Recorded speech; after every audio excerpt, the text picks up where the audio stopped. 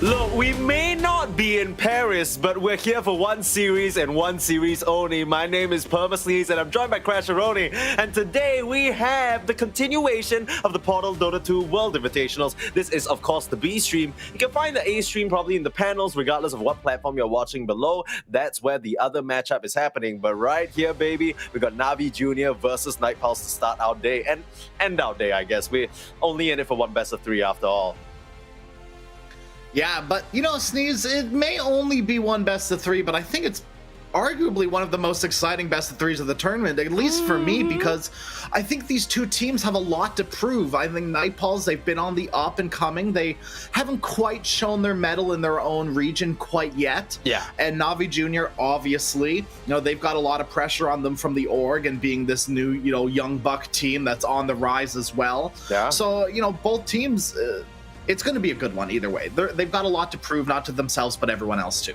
And I think they already somewhat proved themselves to get to this stage, right? You think about Night Pulse and how they got here. It was 2-0ing Nouns, right? I think Nouns, after their appearance at TI, it was always this, okay, these guys, they're on the come up, you know, let's see what kind of iterations they can make to their team to try and bring it to the next level. The recent changes haven't really been that ideal though, right? Swapping in a couple of players that, you know, they aren't exactly... we'll talk a bit more about the rosters later, but we'll get to that. For now, let's remind everybody how exactly this tournament functions. If you're new to Dota, this might be unfamiliar to you, but essentially it's a double elimination. So even if you lose, you still have that second chance in the lower bracket. There's lower bracket, upper bracket. This match is in the upper bracket, which means both these teams still have a second chance at life. It's a best of 3 series, and the grand finals will be a best of 5, and the total prize pool is 100,000 bands, baby. That's US dollars right there, and it's very nicely split across all 8 participants. So of course, when we started our day yesterday, we had 8 teams coming into the mix. Unfortunately, just yesterday we had to say goodbye to Bait as well as Dandelions. Unfortunately, both teams that we had to wave goodbye to on our own stream. But in case you missed that breakdown, of course, the winner gets 50k US dollars. But these teams, Crash, I mean, we were excited as hell about all of them. Yeah, it is, you know, a little bit of a shame to say goodbye to some teams, but it is the way the tournaments work. You know, we do have to kick some of them out eventually. But, you know, I think, honestly, I'm not too surprised. I think with Bait and Dandelions leaving, I don't want to say they're the weakest team, but for the lack of better words, they definitely seem to be on a different level than the other teams, and not in a good way. Yeah, I think the remaining teams definitely have proved their place here. I'm most interested to see whether anyone can really topple Mouse, because they look so strong in their showing just yesterday. And I mean, especially against Liga, sure, you can argue Ramses wasn't in the picture, blah, blah, blah. But then, you know, they really made the rest of... Unfortunately, the side of Liga look like fools here. Let's have a look at the bracket. Speaking of Miles versus Liga, that was the first game of the day. Of course, 1 win, Dandelions. Actually, 2-0s across the board the entirety of yesterday. Yeah. I think I recognized it in my head, but now vocalizing it, we had a pretty long day, all things considered, for 2-0s across the board. 1 win progressing over Dandelions, Bait losing out to Na'Vi Jr., and Night Pulse taking a 2-0 over Nouns. And of course, in our lower bracket, which was our final match of the day, we saw Liga make a triumphant comeback up against Dandelions to survive, and Nouns do the very same against Bait. So just today, we'll have upper bracket round 2 going on across both streams. That's the match that you're seeing here today. But there's a reason why, you know, we're not covering any more matches. It's because Nouns, they're having some sort of... you know, they have something else on, scheduling conflicts and whatnot, so the match will probably be postponed to the next day, which will be tomorrow of the tournament, and by then, by then there'll only be 1 stream. So this is the last day of the B stream. This is our last match, essentially. You can find, like I mentioned, the main stream probably in our socials, or if you're following us or watching from Twitter or YouTube, I'm sure it's linked somewhere down there. But yeah, just like we said, Na'Vi Jr. versus Night Pulse, that's all we got. And Na'Vi Jr., man, what young bucks is what you call them, but I kind of want to call them young beasts. These guys, they seem to have their own brand of Dota that they're bringing out, and of course coached by the wonderful and experienced art style, they can really potentially take this the distance, Crash. Absolutely. They have a great head, right? The coach art style is, I think, a key factor here, right? Where you don't necessarily have a whole boatload of experience of these players. That's where the coach really steps in and proves their mettle, right? And so, you know, I think that, like you said, Navi Jr., they're playing their own version of Dota. They're still one of the few heroes that are willing to pick Meepo even after that disperser change. They're playing Venge in the off lane. Like, it's just kind of crazy, but it's working out for them. How could you have mentioned all that without talking about literally got the juice still playing carry Pudge? Like, who is even doing that? They are the Watson? definition. Yeah, not really. I mean, especially, and ever since Entity started succeeding, though, and I mean, maybe there's a correlation there. But of course, Navi Jr., I think that it's such a refreshing sight because number one, new talent coming into Dota. There's always these talks about it being a dead game and whatnot. So it's nice to see that there's still people at that age or starting early and taking an interest. And number two, it reminds me of the good old days of Dota when everyone was still figuring things out. These days, there's a lot more of what is designated as the meta, and you kind of work your way around that. These guys, they have their own ideas, their own exciting sort of opinions on how they want to approach winning the game of Dota 2, and I think that's just a great thing to follow. Now, unfortunately, we don't have any photos of these guys submitted, but we will be able to see them on the player cams later. Yeah, I know, production value go crazy. But of course, Janta, Warwick, Kami, Vazia, and Merlin. Kami, you might better know him as Dream. This team of kind of ragtag, semi-experienced, CIS mixed bag of players have really started coming together lately. Absolutely. They've got, you know, Janter, Warwick, and Dream, they already, or Kami rather, they already have experience together, right? They were working on their team called Hydra. They brought in Vazia and Merlin, and everything is kind of slowly coming together for them. Yeah, and I think especially if you look at their recent results, you might think, okay, you know, they ran up into some of these CIS qualifiers and didn't necessarily make it. Yeah, well, if you just look at their match history, especially for like PGL Malaysia, which is the most recent sort of qualifier, they went up against Navi and one win, and those were the games that they lost. They ended up beating one win. They lost the Liga team and Navi, which arguably some might say are already some of the top few stacks of that particular region already. So these guys, they're making a very good case for being right below that, and they just need a little bit more of an oomph to punch through, right? So it's going to be very interesting, both of these rosters on the come up in their own unique way. On one side, we have fresh faces. Navi Junior is literally their first organization that they played for. They haven't really swapped in the past 1.5 years. And for Night Pulse, just coming together under different brands and forming this roster, it's a bit of a gelling process, but they're starting to slick up, and we'll see which one of them can get the advantage here in the upper bracket and continue their run here and in comfort, right? You never want to drop to that lower bracket, especially against opponents so lethal. Yeah, and like we've already talked about, you know, Night Pulse, they've already lost to Liga in the past. And I assume that Nouns is going to be just as hard of a challenge. So, you know, whatever team they're going up against in the lower bracket, it's going to be rough for them. Yeah, so they really need to prove themselves now. Like, not to disrespect Bait and Dandelions, but I think you raised a really good point of saying, like, it was clear just from watching some of their games that they weren't necessarily at that same level. And I think that's the remaining teams, Mouse 1 win, Navi Junior, Night Pulse, Liga, and Nouns. These guys are essentially an incremental level above. We're going to see some replays from yesterday of just how Navi Junior were able to dismantle Bait. And so a starting game of the day, it was such a just bloodbath, right? Non-stop kills back and forth, insane team fights, and got the juice on his signature Pudge on that safe lane. Really just did a number on them. Take a look at the heroes on Navi Junior. I mean, how often have you seen a Lich, Night Stalker, and a Pudge in the same team? Yeah, a few years at least, Sneeze, and maybe one, and maybe it was only in my pubs. True. You know, maybe like a pause 4 Pudge, a 1 Night Stalker, but oh my goodness. In game number 2, once again, got the juice, gets the Pudge, and completely owns on it. Yeah, credit where credit is due. I think that by the time game 2 rolls around, it seems like you know, they have a bit of a better idea about how to deal with it, but it doesn't really come to fruition just because of the out execution, right? We see amazing team fight spell casting from everyone on the side of Navi Junior, and they just crafted a brilliant draft. I think the Pudge as well as the Dazzle in that mid lane, again, heroes we haven't seen in 2 to 3 patches, it's just fitted so nicely together, especially when you pair it out with that Meepo from PMA that you already mentioned. I think going into this game, it's hard because I don't want to say ban Pudge, but maybe you do. I definitely think this Meepo is going to eat a ban, though. I think PMA too strong on the Meepo, and it's one of those heroes that, despite you thinking you can deal with a Meepo, can still ruin your entire game.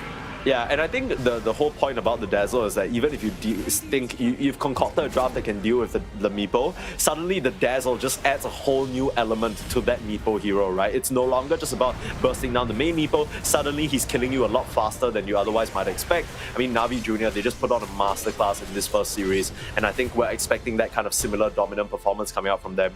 But I think you raise a really good point, Crash, because coming into the draft, how do you exactly ban Na'Vi Jr. out? Do you allow them to go for these comfort picks that you know they're going to snatch up if you leave it open? You try and take out an advantage there, or do you force them to go more towards the meta? Is that really what you want to do?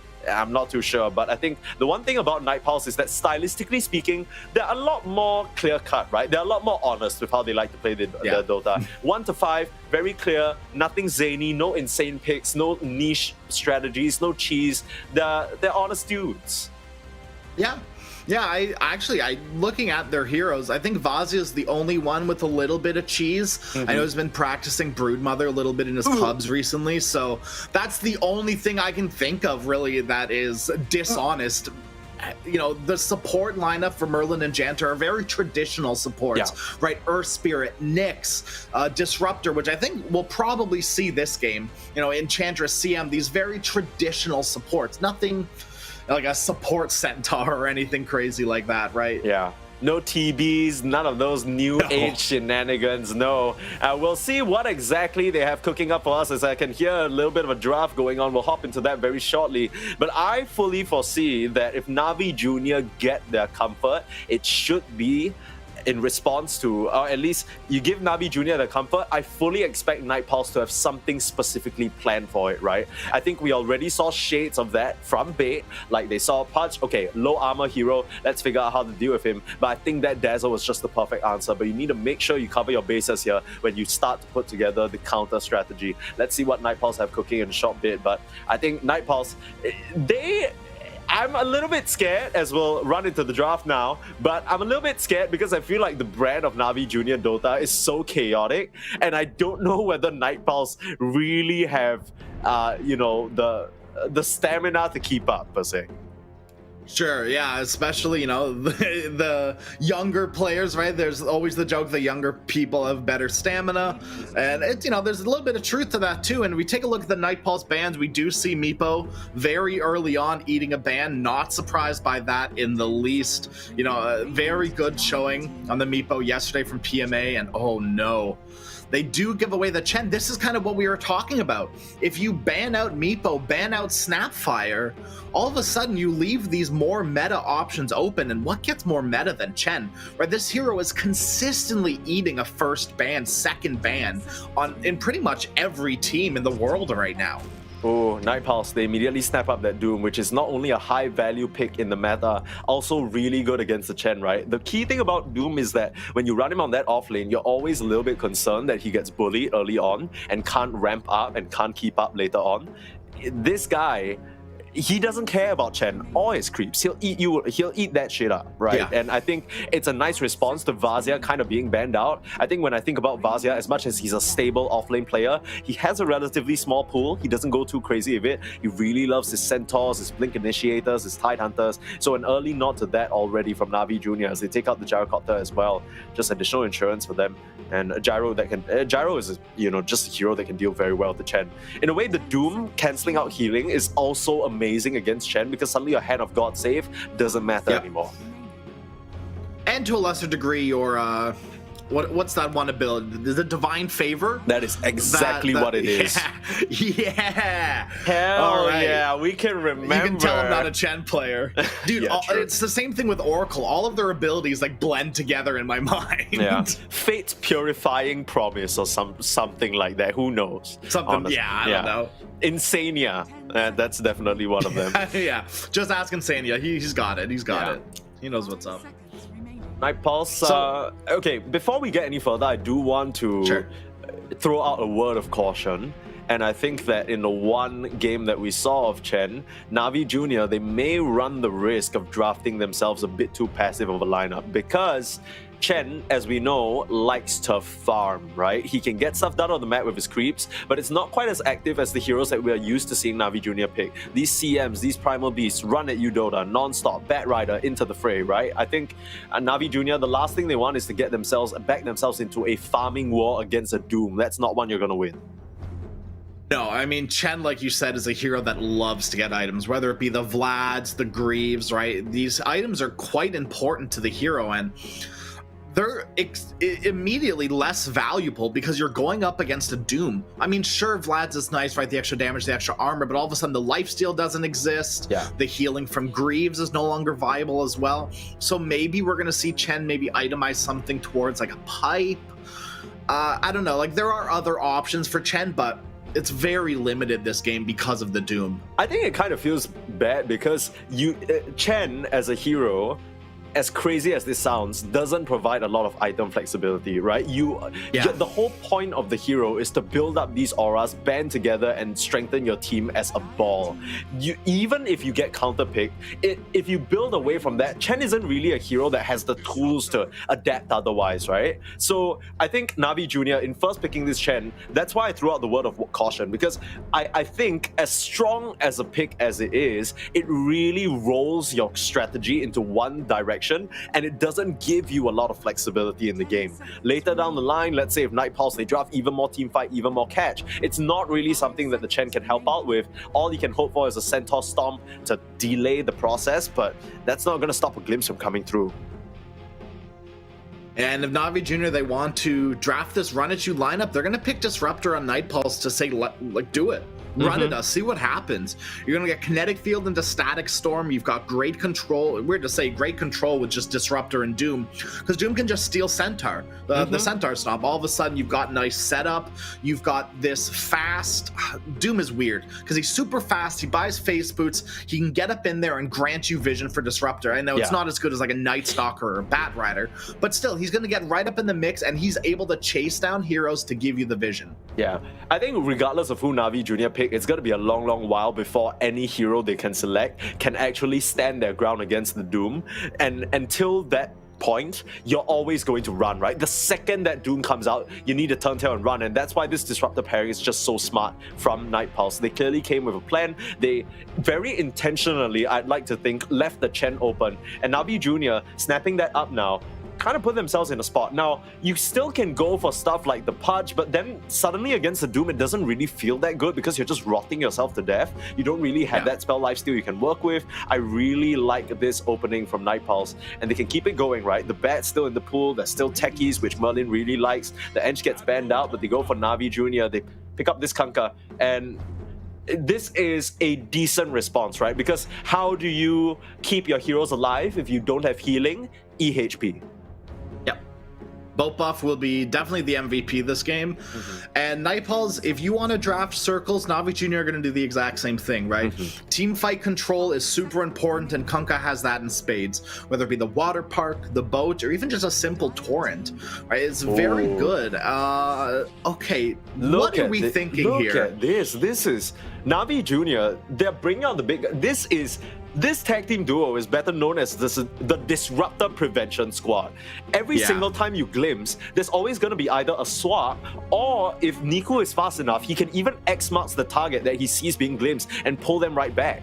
This is an excellent response, and it helps them out with their original game plan as well, where they want to deathball. I'd really like this approach from Na'Vi Junior. It's gonna run into the face of a Pango though, with some built-in magic immunity. Thanks to that, Rolling Thunder can just break into the ball and try and crack that open.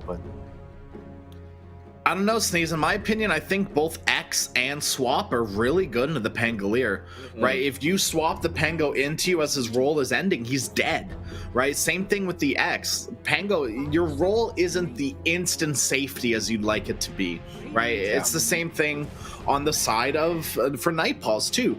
If you're building BKB holders on Na'Vi Junior, all of a sudden, because of the change to BKB ages ago, Glimpse is super valuable now. You hit it at the tail end of your BKB, bring them right back, all of a sudden no BKB, and they're dead. I think you're onto something for sure. Night Pulse, the approach of picking this Bat Rider is interesting because you already see the Venge, which is traditionally thought to be a counter. But Night Pulse, they are doubling down essentially. They're saying, we're going to run at you, we're going to crack this ball wide open. Both teams just putting all their eggs in their individual strats basket. They're not letting what the other team is doing dissuade them too much. And I think that's a pretty interesting approach. But Na'Vi Jr., ooh, there's that juicer. The ultimate quote-unquote counter to the Doom, insane pairing with the Vengeful Spirit. You have that control that the Kunkka can provide, and you also have a Chen. This is shaping up to be a scary draft. Now, Chen doesn't really do so much for the Medusa in terms of healing, but those auras, that's where they'll come into play. Easy Solar Crest Builder, easy Vlads. These are all very nice tools for the Medusa to use. I think because, like, Vlad's is still good, right? We talked about the damage to the armor, it's nice. We're probably not going to see Grease from the Chen, but instead something along the lines of, like, Drums of Endurance. Oh, yeah. Which I think, if you're going to run at them on Na'Vi Jr., great, right? Drums is a beautiful item to get that.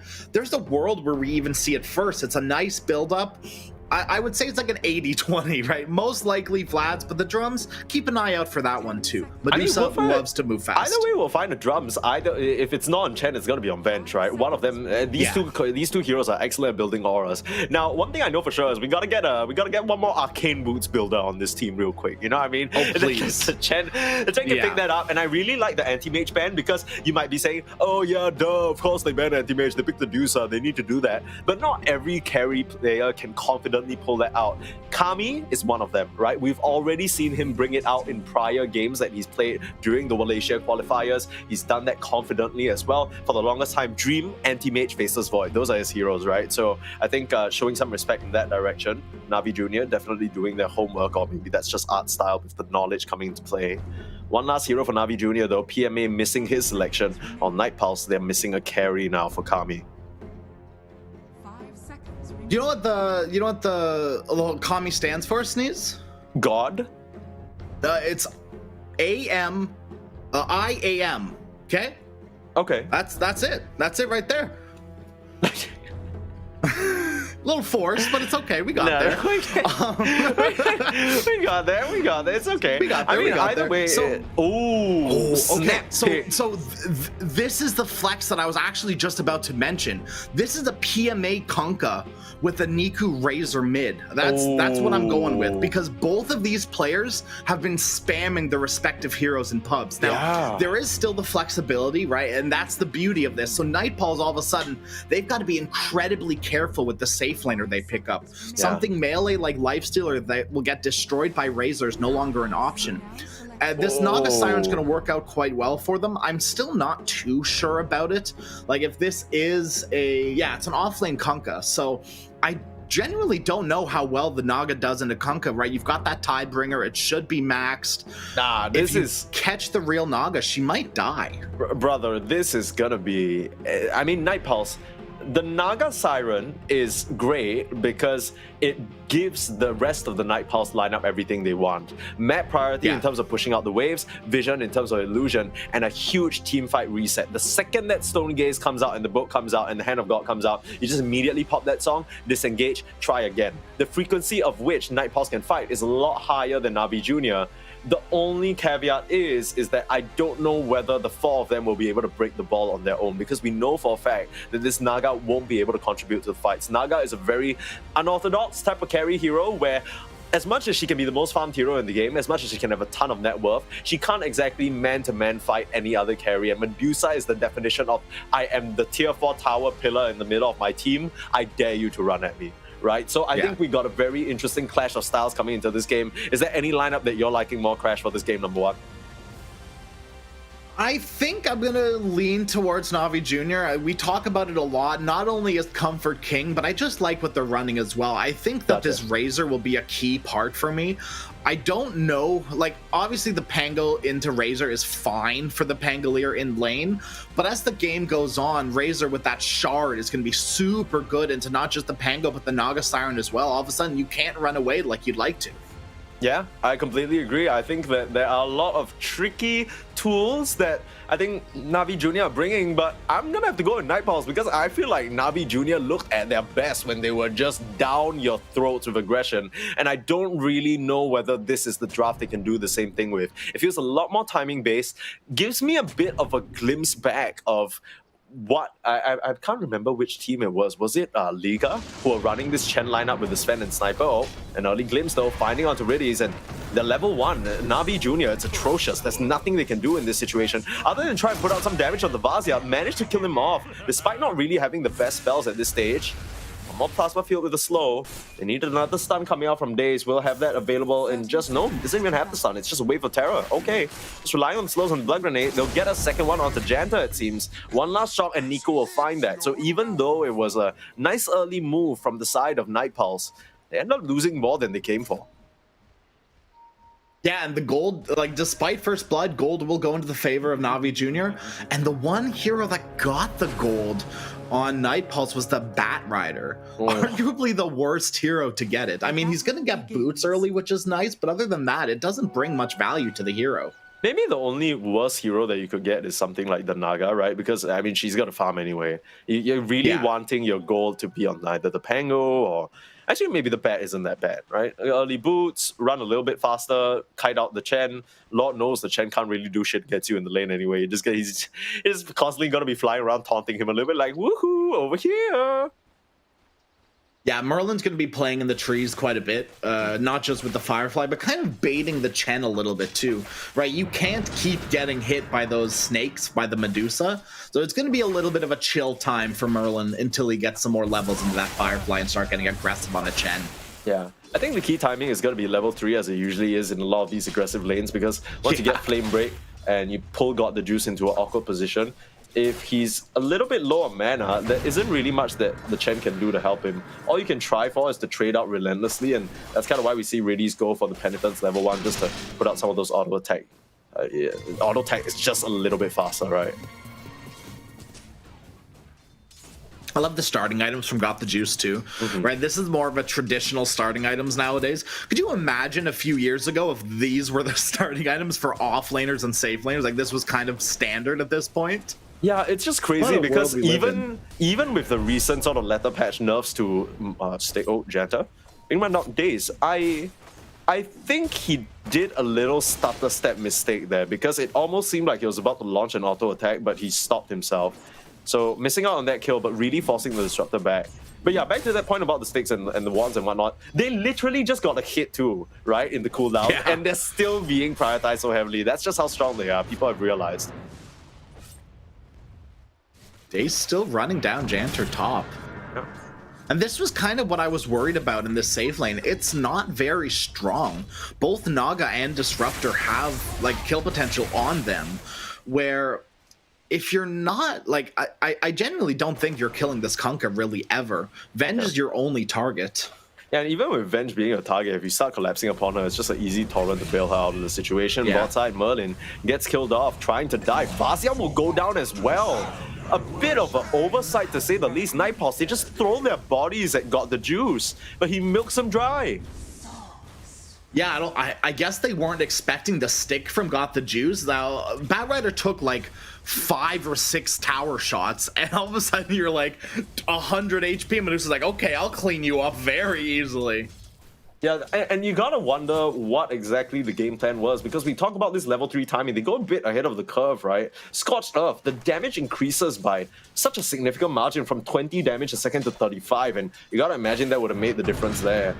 But a little too early, give away a pretty decent advantage to this Dusa, who's supposed to just have a chill time, suffer maybe a little bit, but evenly trade out farm. Now she's the one who's ahead.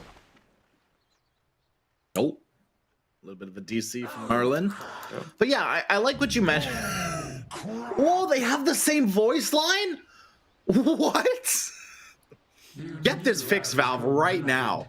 I think it's now, it's cool. It's kind of like they're saying the same thing, but like it's in different tones. Well, they are. They literally said the same thing. Yeah, but it's like a different sort of context. You know what I mean? Is it? I mean, like... What's the context of oh crap? Please tell me. No, as in, so what I'm saying is, like, for example, Medusa, if you were to say, oh crap, it's like they're running at you, and you know you're dying, and you've just thrown the game because you're a garbage carry, then you're like, Sure. oh crap, in Medusa's voice, and Doom goes, oh crap, because he's just doomed an illusion. It's very different. Okay. You feel me? Sorry, my bad. Bad. See, Yeah, I mean, you're right. Okay, you're not a Dota buff. I wouldn't get it. I wouldn't you're get not it. Dota Plus I'm not a Android. Doom or a Medusa player. No. Yeah, neither am I. But you see, it's just cultural understanding, and you clearly. Oh, my bad. I'm very uncultured as a Canadian. We're not very cultured. Yeah, so I it mean, makes sense. I would expect that from someone. I wouldn't expect that from someone, but given that you don't know how to read, I think it's fair. Was that intentional? Fair, yeah. I like these little action shots. Yeah. See Naga Siren getting 54 gold. Batrider's back. Internet connection does not matter. Dude, Chenril hiding in the Observer tree. is a cinematographer or what? He's framing. He He's is. insane. He got the spatial, he got the golden ratio going and all that. Got that separation line going through the scene. That's crazy. Early doors here, Na'Vi Jr. able to get themselves off to a pretty decent start. And realistically speaking, the lanes, apart from maybe that off-lane duo from Night Pulse, can't really do much against Na'Vi Jr., huh?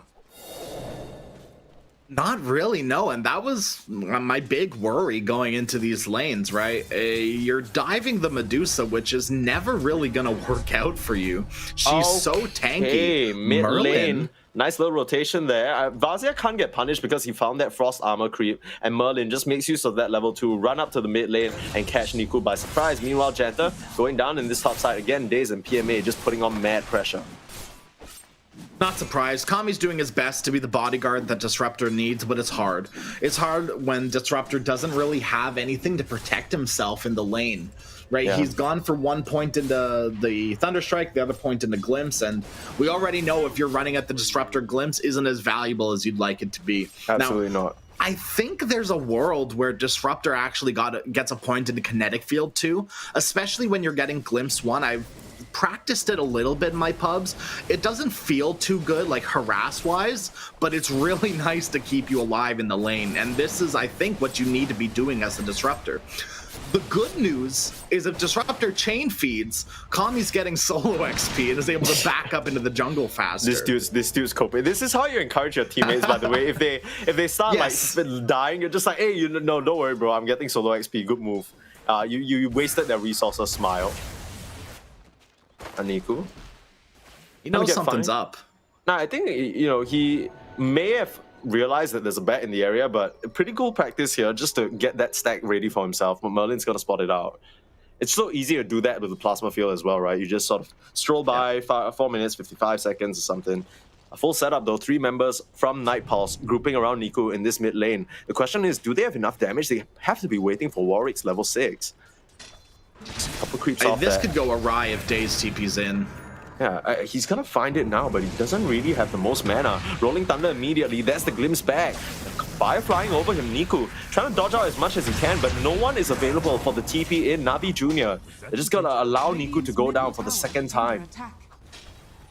Instead, they're trying to set up onto Naga Siren top, but Kami's wary of it. And Daze, he's doing his best, but there's really nothing you can do. Really, is maybe they take the tower. I wonder if these Ogre Bruisers are ever going to get their stun off. Yeah. Maybe with like a Venge stun into Torrent. Could be pretty killer if you do get both of them off. Oh, mid lane, Niku, good discipline there. TP's back and hides in the tree line for a good 3 seconds. Janta's gonna find him. Doesn't know how long he's been around, so won't throw the glimpse out. They'll try for another kill, and the TPs are coming through now, trying to save up onto Niku, but they might be a bit too late. That Razor's at risk of dying for the 3rd time this game, and down he goes, Niku. This is not really the performance we're expecting from him. You at least get a return kill onto Merlin. But Razor is 0 and 3 right now. Yeah, Merlin's laughing, right? Merlin is A-okay with that. And I love the rotation from Jantu too, right? Recognizes that it's no longer hospitable up top. Time to make rotations, time to make things happen with your other teammates. And Doom, he can be left alone. It's just a Medusa. Oh, Rolling right? Thunder available in the top side. PMA looks to be the setup. Glimpse back straight into the hands of Kami. It's perfect. Daze caught a wind of this happening, but didn't want his Kanka in time. It doesn't seem to matter. They just turn around, beat down Janta. Okay, not wanting to use the Rolling Thunder just yet. We'll finally use it in tandem with the net. Starting to work down on this Kanka. He is very tanky though. He gets bumped to the low ground. Very nicely done. Looks like PMA is a bit too thick of a target for them to cut through. Yeah, I was just about to say they got to be careful of bumping him to low ground. That's exactly what happens. A very good plays from PMA, but that boat buff is really what kept him alive there. Yeah. Too much EHP for Nightpulse to burn through right now. Yeah, double bracelet up on a Sunday. I don't even know what day it is. I've lost track of time. It's in the midst of good. No, it is Good Friday today. It's very, yes, it is. It's a very good Friday for Kanka. It is indeed. We got good Dota. We got Good Friday. It's a good day all around. Yeah. Now, Sneeze, I do want to mention something because, you know, we might have some new viewers here. We might have people that don't know what the hell EHP is because we've mentioned it quite a few times already. Do you want to give a little bit of an explanation what the hell EHP is? Yeah, of course, I can do that. But right after this bit of action, because it's non-stopping doom, really. That's a commitment for a Chen right there, but I guess early doors, as you always like to say, Crash, better to just throw those ultimates out and get some leverage out of them. Or clean up all the Chen creeps while they're at it. And that is an example of someone who doesn't have EHP, right? Because when you look at the HP bars, generally, you look at Pango, he has 978 HP.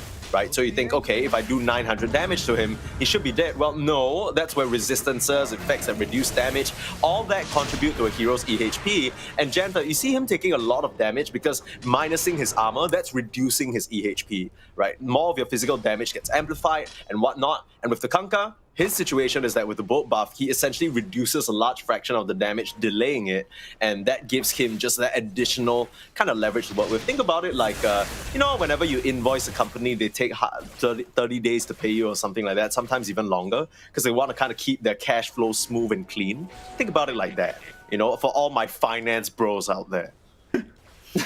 Yeah, and the E stands for effective, right? So it's like you explained very well. It also stands for explosive hazard pre-detonation.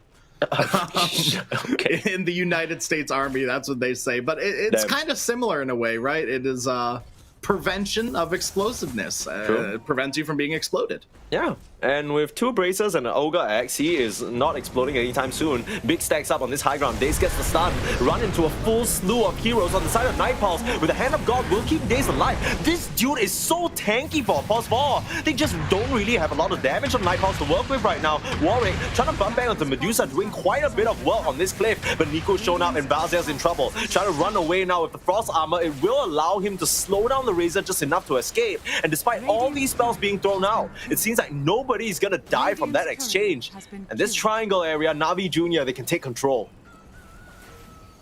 That was so close. That Mystic Snake almost hit Doom. If Warwick was just a little bit closer, that would have been a very dead Doom. Very nice play. Dude, the MVP of the past sort of 5 minutes for this Doom has been this Ice Armor, right? The fact that he's able to put that on himself just completely denies any aggressive move. We've seen both teams struggling a little bit in the damage department at this early stage in the game because the heroes, they have the initial slew of spells and nothing really much else to add. And all that EHP, like we mentioned, from Navi Jr., just keeping that bench alive for far too long. I'm gonna look for something mid, but look at this Daze. He's gonna break the smoke. This is perfect. Yeah. Right? Niku's not dying, instead it's Daze. Beautiful. Yeah, and now the one caveat to that is that Warwick now gets his diffusal, so that bit of damage problems that we talk about is going to be pretty alleviated. Just that timing, the power spike, it's quite insane for Pango, even though he got that little bit of a nerf to the swashbuckle, reducing the hit count, and as a result, of course, less damage overall from the diffusal procs. But I think this is arguably still the Pango's most important timing. We'll swash up to this high ground now, look for more. This is the risk of Navi Jr.'s lineup. They don't really have a lot of tools to respond. Glimpse back on the Chen and kill him off while they're at it. Full convergence of 4 Nightpulse heroes in this mid lane, and they'll take this tier 1 tower to boot.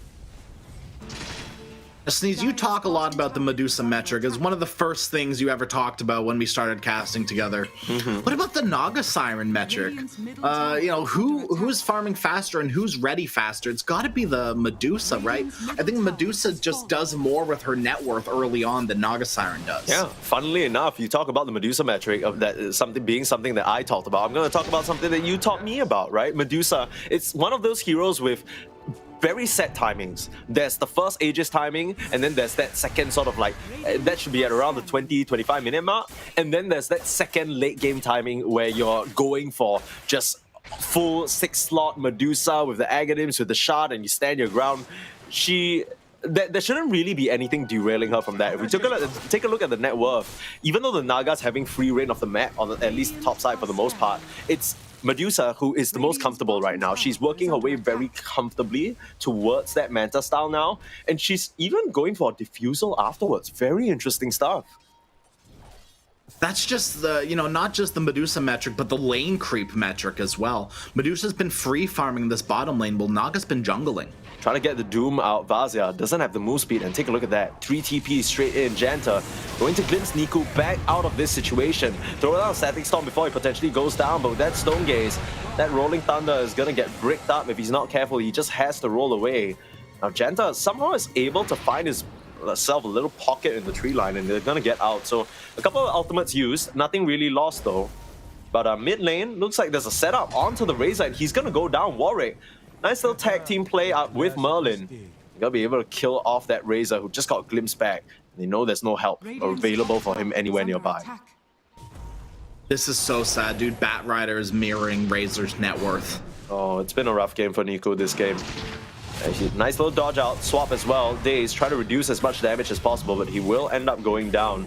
Like we mentioned, with this timing of the Fusel Blade, Warwick's just been turning it on. Mega kill streak for the Pango at this point. Now with a Doom, Vazia finally gets what he came for, and with the supporting cast of Navi Jr. unavailable, looks like this Medusa is gonna go down.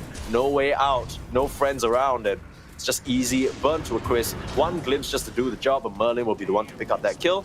And it looks like this tier 1 is theirs for the taking, finally. A good try on the TP, but you're playing against a Disruptor and a Doom, right? You can't just TP out in their face like that.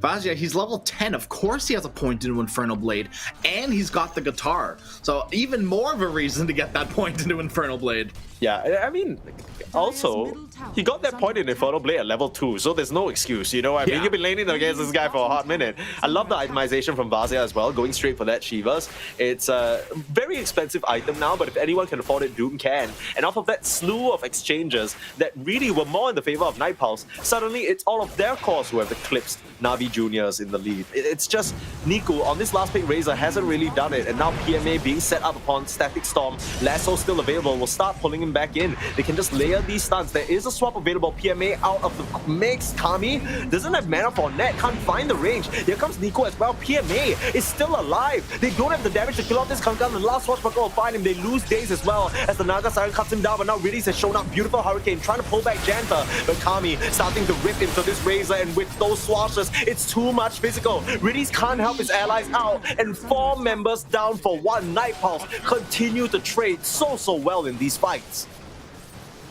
It's not even that they're trading so well, they're not even needing to bring numbers. And it's just because Medusa's not ready. Navi Jr., they need to stem this bleeding. They need to wait for their Medusa, and then they hit such a powerful spike. They just can't keep dying like this. They're not ready. Nico is not strong, as we see here. He just melts. I mean, also, a big part of that entire engagement is, even though you said Night Pulse didn't need to bring the numbers, they started that out with 4 members while the Navi Junior heroes start to stream in. This time, they do bring their own gang members, though, and try and chase down onto Vazia. Here comes the response, so Night Pulse want to save Vazia and get him out of this situation. Warwick, again, right in the midst of it. Merlin blinks forward, looking for a lasso. Doesn't have it just yet, just buying the space for the team to work with. In comes another shield crash, blink, swashbuckle through, and Daze is just down. And this was my concern, Crash, I'll be honest. It felt like the Navi Junior heroes, as well as the supports, they do the best work when they're playing active, and they've just picked themselves a draft that, as well as it comes together in a death ball, you haven't really rolled up the ball yet. You're just getting picked apart. I think the big problem is that Niku's so underfarmed, right? Just with a Yasha on the Razor, how do you fight? I mean, it doesn't look like there's much of a fight to give, especially the Rolling Thunder. He might be able to kill off Janta, but not even. Just a glimpse away, and he's able to get himself out of trouble. He can't even find a single kill as we've lost PMA now. Daze looking to fall next. Warwick, again and again with these swashbuckles, just keeps chopping them down to size. Navi Jr., I mean, it's a Medusa, not really a Hydra. You chop her head off enough times, she's not going to come back. I genuinely, I don't know why Navi Jr. keep fighting. Like, they are bashing their heads up against this wall, and I don't know if you know anything about wall sneeze, but this is a brick wall that isn't giving. I think I do want to It's- sort of offer some condolences to Navi Jr. because I think it's easy to see that, okay, you know, they're still finding themselves in these engagements, but if you look at the way that they're playing, they don't really want to fight. They are just consistently baited because of the lack of vision into thinking they found a free pickoff. And you can't really blame the Kanka for going for something like that, and then suddenly 3 heroes materialize out of nowhere. So more than anything, Night Pulse, they're just consistently in the right place at the right time, and it's leaving Navi Jr. with very little place to play and a lot of fear in their hearts. Look at this movement again from Night Pulse, right back into the enemy jungle, looking for another pickoff. Yeah, I mean, the you try and aggression, set up it some doesn't vision. need to stop. Exactly. This is the type of aggression that we expected from Navi Jr. Now they'll square up around this tower and try and stand their ground. Set out onto Warwick, X marks in, and this is for the first time a very good list of chain stuns. They can't really get the Rolling Thunder off in time. No, Warwick! The swap, they're trying to pull him back, and they're successful in doing so. Huge kill, falls into the hand of Niku, and that makes up for a lot of that early game farm that he didn't get to grab for himself. It's not really reflecting in the net worth just yet, but he needed that so bad. I think it is, dude. He got an incredible amount of net worth from that. Now almost on par with the Kunkka. PMA with that Aghanim Scepter, like our beautiful observers pointed out, that Torrent Storm, it didn't feel too effective, that fight, but the chain stunts, that was the beautiful part. And Daze deciding to swap, not saving it for defensiveness, but using it aggressively there to stop the Rolling Thunder was the only thing that gets Pango out of there. Absolutely. Super important play to be made. That swap was crucial. Absolutely. I think just great recognition. They just knew at that point they had to throw everything out at him. And this is what we need to see a bit more from Navi Jr., right? If they want to take these fights, they need to make sure they're all together. They can't allow for Night Pulse to be winning these fights 4v5s as they have been so far. But now, slightly split up across the map, they're trying to min-max their farm again, but this Shiva's just gonna find PMA with the Doom. There's no water park to be had when you're sentenced to the pits of hell. They'll find 2 kills up here on this top side. Daze first to fall, a second glimpse back, and it's easy for Kami to pick up. Killing spree for this Naga Siren now, who's completed that Orchid and looks to be having the Bloodthorn finished up as well. This early on, they can just hit straight into the Roche. Yep, nothing stopping them, right? Medusa not ready yet, and we're coming to a point where Navi Jr., they might hit the Medusa timing, but they're not going to hit any other timing, right? Razor is going for a BKB after the Yasha. Maybe if you get a decently timed BKB with the Ags, with Medusa getting that Diffusal Blade, maybe you take some sort of fight on Navi Jr., but it's going to be hard. Right, just because of this net worth disparity, right? 14k behind, and you're the Medusa lineup. Yeah, I mean, I like that you mentioned, you know, they're gonna hit this Medusa timing, but I mean, Night Pulse, they're like 2 or 3 items ahead, and you're kind of considering like, okay, let's imagine a world where Navi Jr. run together as 5 and take a team fight. We also have to consider that Night Pulse might just, you know, I don't know, use their ultimates. You know what I mean? Like they might just static storm one person. Exactly, right? That's crazy. But I mean, right? I think even though the Medusa is quote-unquote keeping up, I don't know whether you could even count it as that, given that they're 15k behind. I guess as well as it could be, but this is clearly a brand of Dota that Navi Jr., it's not really something that they're expressing their skill as much on, right? It's all about these timings, it's all about lane mechanics, it's all about these clean early rotations, and Niku with the start that he got, just great prioritization from Night Pulse to do him in early.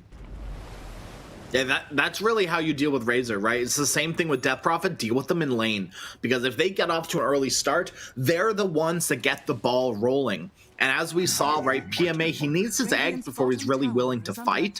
Once he got that egg, so they're willing to fight, they take the fight, they win the fight.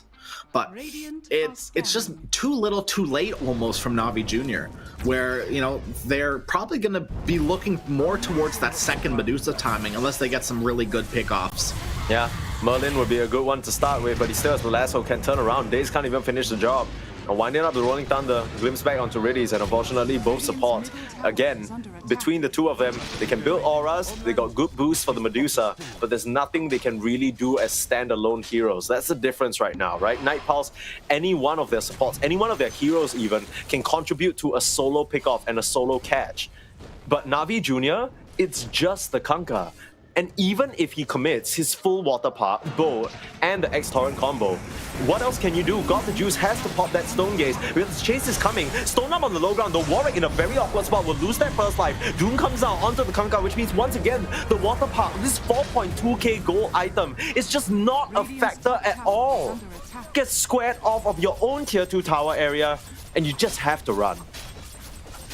Yeah, there's no way you take a fight here. The Stone Gaze was nice, and now if they could kill off Warg, that would have been great, but, you know, they recognize that Naga Siren isn't really dying anytime soon, and even if Naga does die, you can still take a fight without her, right? Nightpulse, they've been winning 4v5s this entire game, so shore up Warg, make sure he's the one safe and sound, and they win a fight because of it. It wasn't the best fight to win. They only do get 2 or 1 rather, but they already got the supports earlier. So commit the Doom, commit anything you want on this Kunkka, make sure that he's dead, and you can take an extended fight if they give it to you.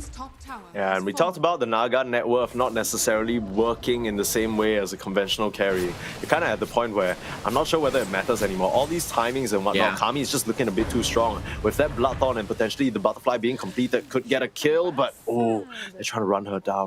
If they can find Kami, that's going to be huge. Got the Juice will break the smoke onto the Naga. She doesn't have a song. The rest of the team needs to come in. They're looking for the X-Marks with the Torrent giving vision. No. Into the tree line now, trying to run away. Kami gets singled out, makes her way to that outpost over with the stun. It's more than enough damage, and the Naga goes down. Humongous one for Niku to grab again, and the rest of the team couldn't connect in time.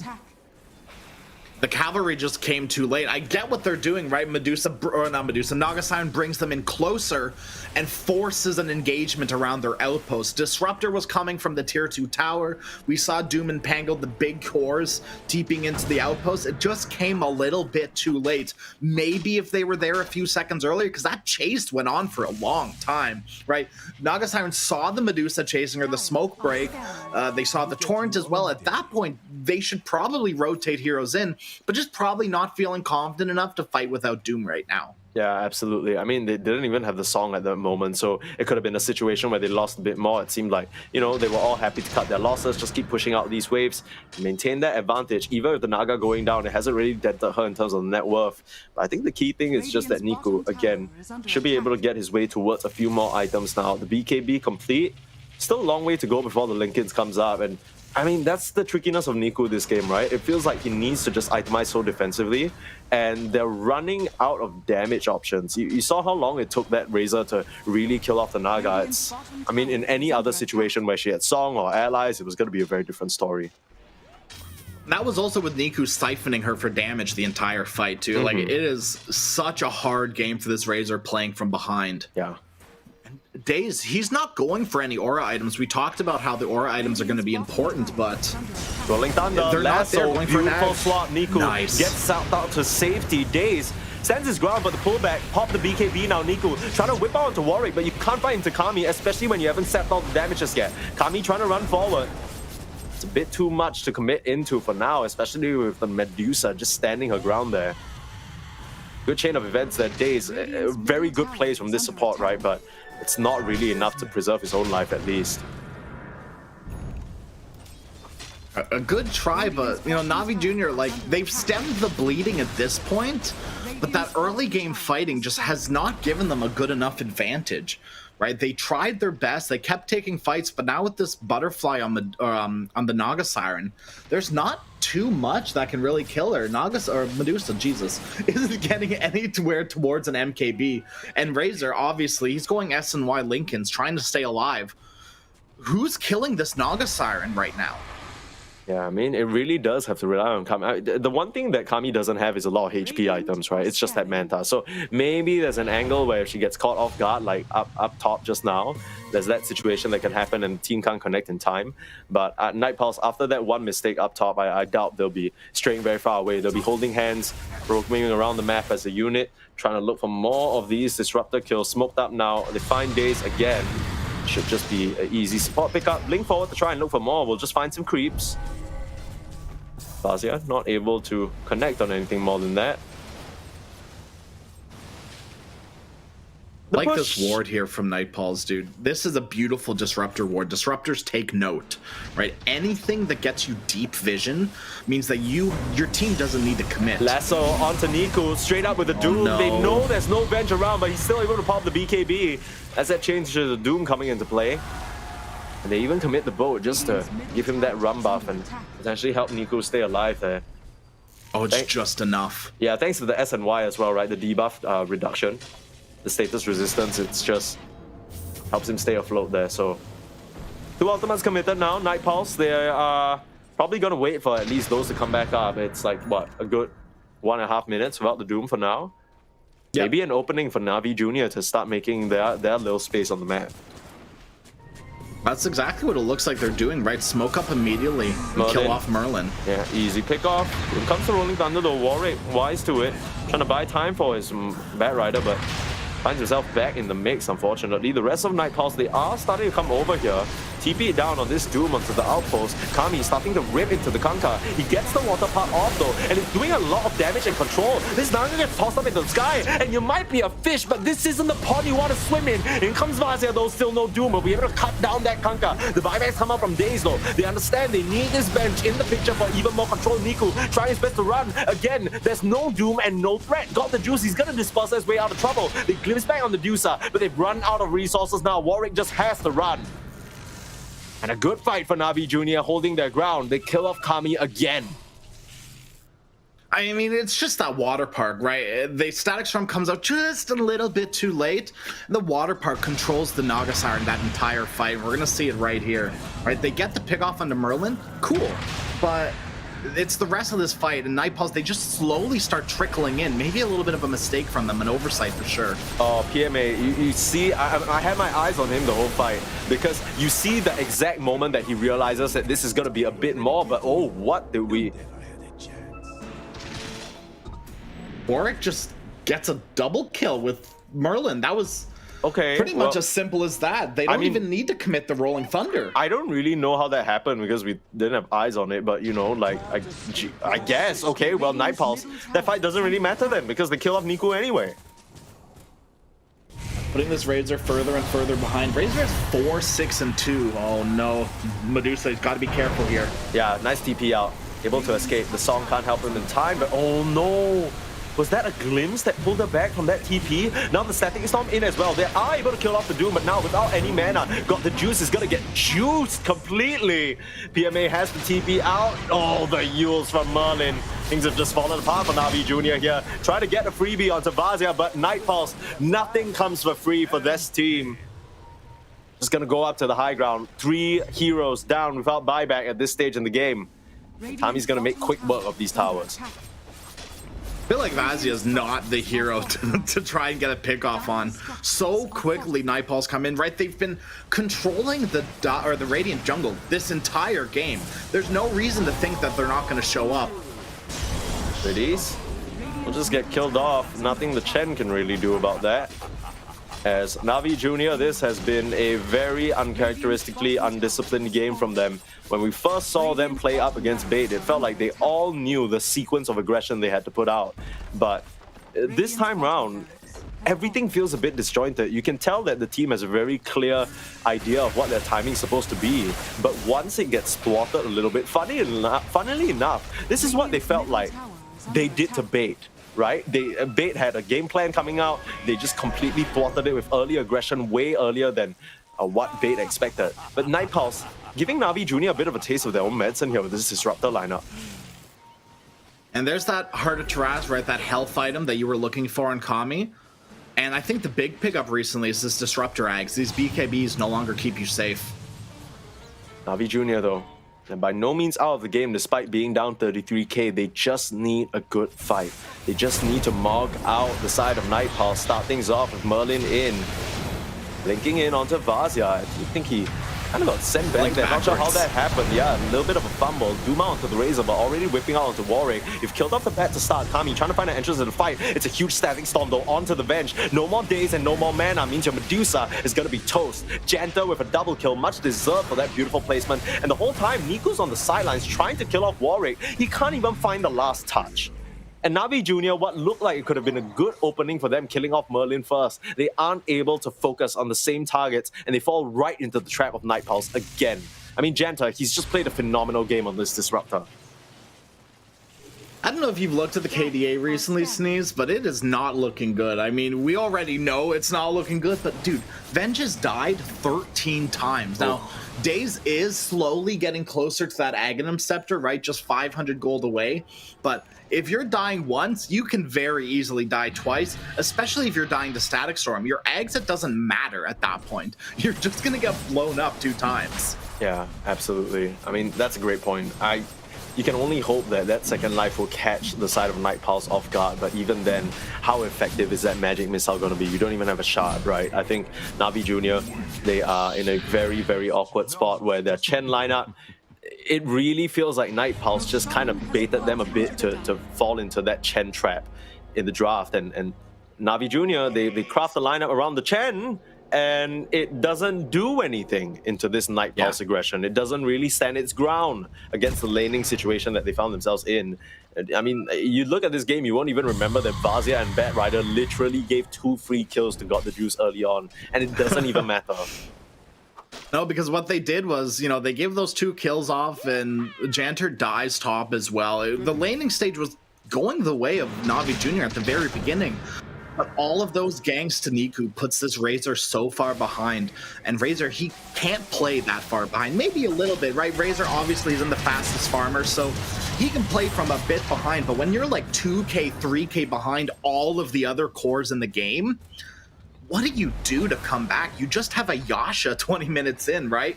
It was just a rough game. And I said at the beginning of the draft, right, if this Razor does well, I do think that Navi Jr. could have kind of started steamrolling this game. But because Niku does nothing and Night Pulse recognized that as well, there's no one to fight around. Still is that high ground factor, and the Aghanim Scepter finally complete from Daze here. He's been working on this for the good 35 minutes of this entire game. Lasso up. They have the touch onto that Razor, and Niku, even in that hand of God, Daze can't get in the mix because Kami's just ripping this poor bench apart. Niku is dead, has a buyback. The swap in the Naga Siren and try for the full setup. PMA able to pop his BKB throughout the water park. The control is down to the Naga, but she still has that second life. Will lose the first. What else can the rest of the team do? Vazia trying to kill off that bench once and for all. Will take down that illusion. And the Static Storm catches only onto the Kunkka. But they glimpse the Medusa right back into the mix. And no more help, no more bench means that swap is not available. Niku just has to turn around. They'll call GG. Because without Got the Juice, they don't have a chance. And just beautifully executed game from Night Pulse here to snatch away the first game of this series and go 1-up against Navi Jr. You know, one thing we didn't even mention that literally never came into fruition was that Naga Siren Disruptor later game lineup, right? With the song Into Static Storm. Never saw it, but we see all the little micro plays from Night Pulse really come into play, where you've got the vision from the Doom, from the Bat Rider, granting perfect vision from the Disruptor time and time again, and Janter just played phenomenally on the Disruptor, getting catch here and there. Had a great timing on the Aghanim Scepter too, despite not rushing it completely. So, you know, my MVP is definitely going to Janter this game, with a close second going towards Warwick. Yeah, I think Warwick was amazing, right? I think he took that inch that Merlin gave him early on with that solo kill and brought the team 10 whole miles ahead. Just completely flattened Niku in this mid lane. And this is a hero that he's been sort of spamming, right? So you think Niku, he'd have a way of sort of coming back in this game, but it feels like every single opportunity he looked for was completely routed again and again. These highlights will show that Night Pulse trampled all over the Navi Jr. lineup throughout all stages of the game. I mean, there was this one Kami pick-off which was pretty nice, but that was just one moment of Night Pulse being a bit more split up on the map than maybe they were expecting. And I mean, even in these fights, you'll see this only goes remotely even because PMA is able to get that water park off. But like we've been saying from the start, if Night Pulse come together and just use their ultimates, it's never going to be a good look, right? You just don't have enough tools on Navi Jr. when you're this far behind, just from your heroes kits alone. And this is what felt like the nail in the coffin here. They try so hard to kill off Vazia, but a very clutch song. And Vazia narrowly dodges out all of those torrents coming in. Janta, even though he dies, lands a killer Static Storm. And from there, it is just over. That really did, like you said, Sneeze, feel like that nail in the coffin.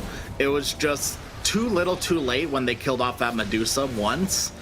And from then on, like, it just snowballed way out of control for Nightfalls from pretty much the 10-minute mark, right? Yeah. Warwick owned the entire map, right? Not to discredit the rest of Nightfalls too, right? Merlin and Janter played very well as well. But this 3-man death squad playing behind Warwick was exactly what Na'Vi Jr. wanted to do playing behind Niku. Yeah. They just didn't get that opportunity. Yeah, because they didn't get a Niku. Niku was too busy taking the full brunt of the entire Nightpulse ultimates. And I think that what we see demonstrated here is really good team play as to how you can capitalize on a Bat Rider and a Doom, right? These two guys have very strong single target disable, but that's what the Venge was picked for. We see in a lot of these fights, as even way before, you know, Vazia or Merlin jump in for these pickoffs and these lassos and pullaways, Kami is already in position to go forward and immediately bloodthorn that Venge, put her in a really bad spot. And because of how much Daze died that game, he doesn't have any way of defensive itemization, right? He doesn't have a force, he doesn't have a glimmer, he just dies to the Naga illusions. And without a swap, that's the only thing bailing you out from Merlin and Vazia. We were sort of a bit worried because it was sort of a Bat Rider pick into a Venge, but clearly they had a very good pulse on how they were going to deal with it. And with that, Na'Vi Jr. 1 game down in this upper bracket. Now, do need to remind everybody that they are by no means or by any stretch going to be out of this tournament if they lose here, right? They still have that second lease on life. But as we said, the remaining 6 teams, all very lethal competitors. Sneeze, one thing I want to point out, which is incredibly important, and you can correct me if I'm wrong here, but I think my numbers are right. Was Warwick a part of 41 out of the 42 kills from Nightfalls? Does that math check out? Like, that is insane.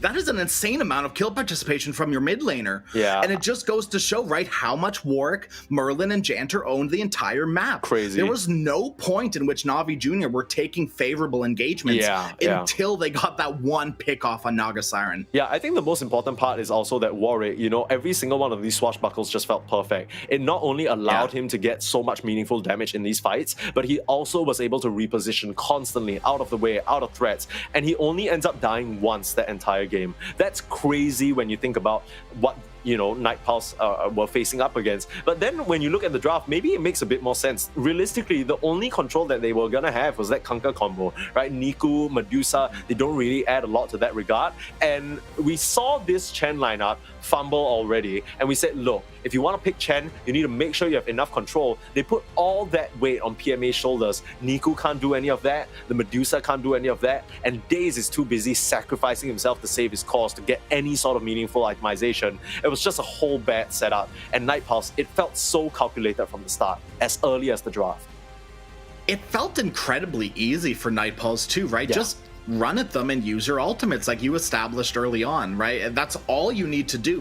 When Doom's not on cooldown, don't take a fight. When all of the ultimates on the side of Na'Vi Jr. are up, once again, unless you have all of yours, there's no way you're taking a fight.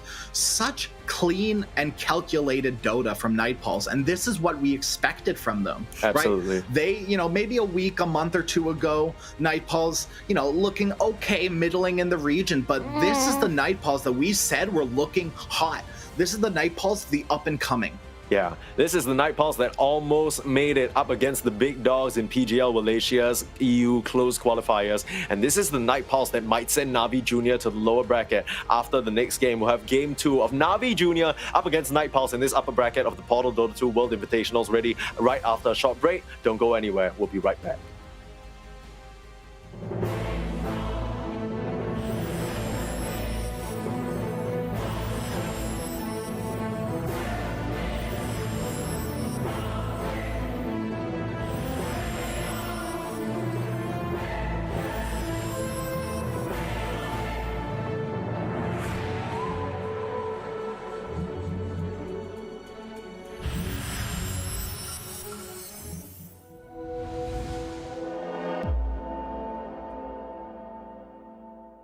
Eons ago, a mythical bubble emerged, rumored to hold limitless power.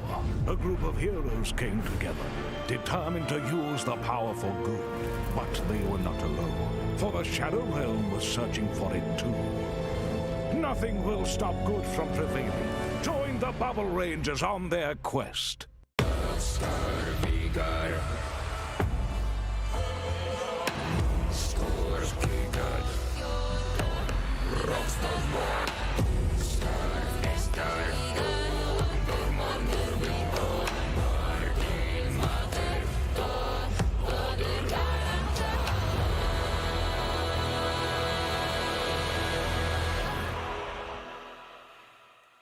Dear Kitty, when I left your tavern to pursue the rumors, I knew I was onto something. While people said it was just a legend, I found a temple proving their existence. However, I fear I've made a grave mistake. Please, tell the Seekers to prepare themselves. They are coming.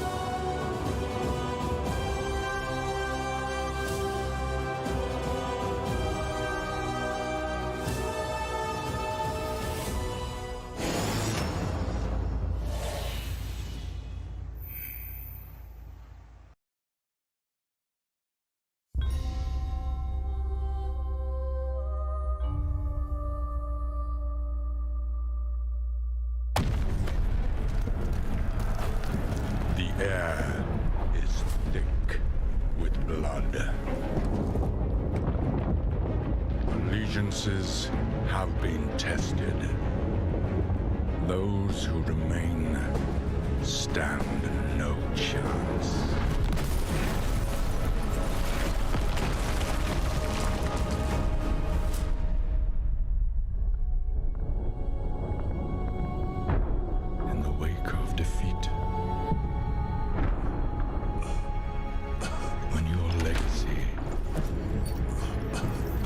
lies in ruins. Steel yourself. The enemy stands at the door. Only courage remains. There is no other choice. You must protect your house.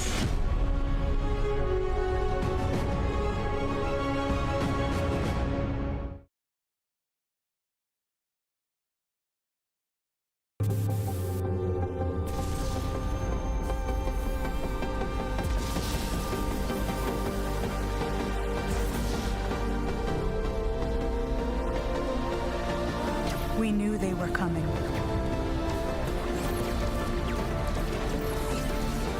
We knew we couldn't win this fight. Still, those of us who could fought, so that most of humanity could evacuate Earth. In the end,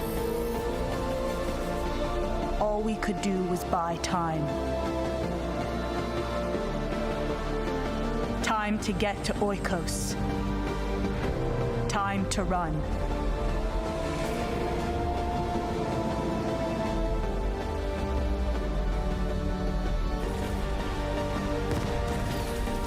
We gave everything.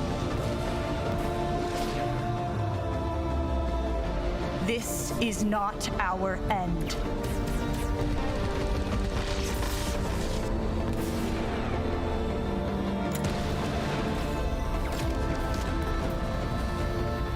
We are Space Nation.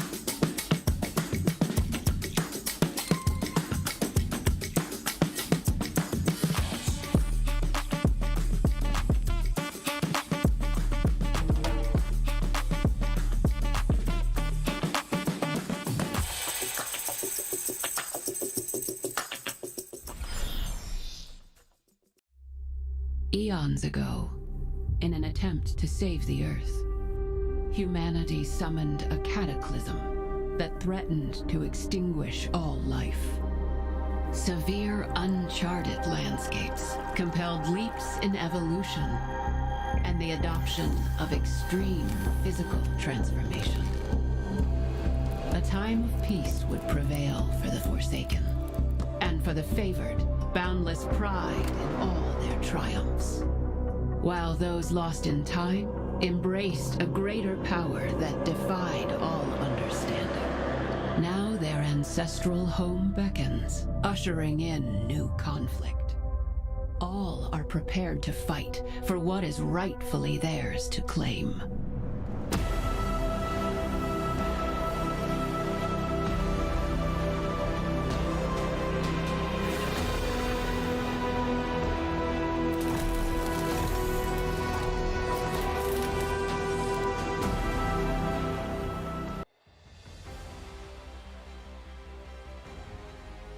Hey, didn't unmute my microphone there, got a little bit too excited, but welcome back everybody to the Portal 2 Dota 2. Let me try that again. Portal Dota 2 World Invitationals. Crash and Sneeze here bring you the action. And what we have two of is games, because we're on to game number 2 of Night Pulse versus Navi Jr. We came into this thinking, man, we watched Navi Jr. smash these bait guys yesterday. They're gonna come in clean. Well, Night Pulse, this is the up-and-coming Night Pulse that we know and we're coming to know and love, Crash. Yeah, absolutely. Navi Jr., you know, it's back to the drawing board, right? Maybe no more Chen lineups. Maybe they're going to stray away from that Razor. And I think a lot of it had to do with there was no obvious Razor hero right? When you think of Razor, you think of Lifestealer, at least from my part, Troll Warlord, these heroes that, you know, Razor really counters. Yeah. The Razor Pangolier lane went fine until more heroes started showing up and Razor got destroyed like we saw. And it's just back, yeah, it's back to the drawing board. Maybe they go back for the Kunkka, but I don't think we're going to see a Razor. I'd love to see the things that, like, PMA has in his pocket, like that Meatbow. Maybe not that Venge after days. You know, maybe they're going away from the Venge to a little bit of a PTSD from last game. But yeah, like more traditional offlaners or something in the pocket of PMA, because he's a great Meatbow. He loves Centaur. So Yeah. Back to that, hopefully.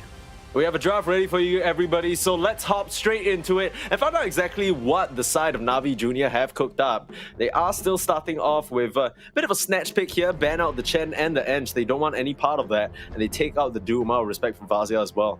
Meanwhile, snatch up that Bat Rider for themselves. That's something that both Days and Radies can pick up, but Night Pulse, again, get their hands onto that Disruptor. That first pick Disruptor seems to be part of the meta right now.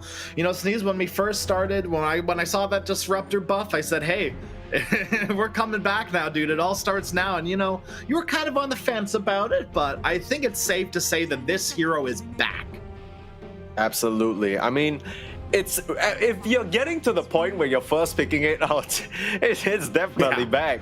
I think the main scary part is just that when you sort of fall behind, that's always been Disruptor's weakness, but I think teams have figured out how to shore that up. It just so happens that a lot of the meta heroes also act as good Disruptor bodyguards, like that Lifestealer, like that Troll that you already mentioned, and just need to make sure that you're not starting out with a weak lane, right? Something like Disruptor Medusa is not going to do anything, that kind of thing.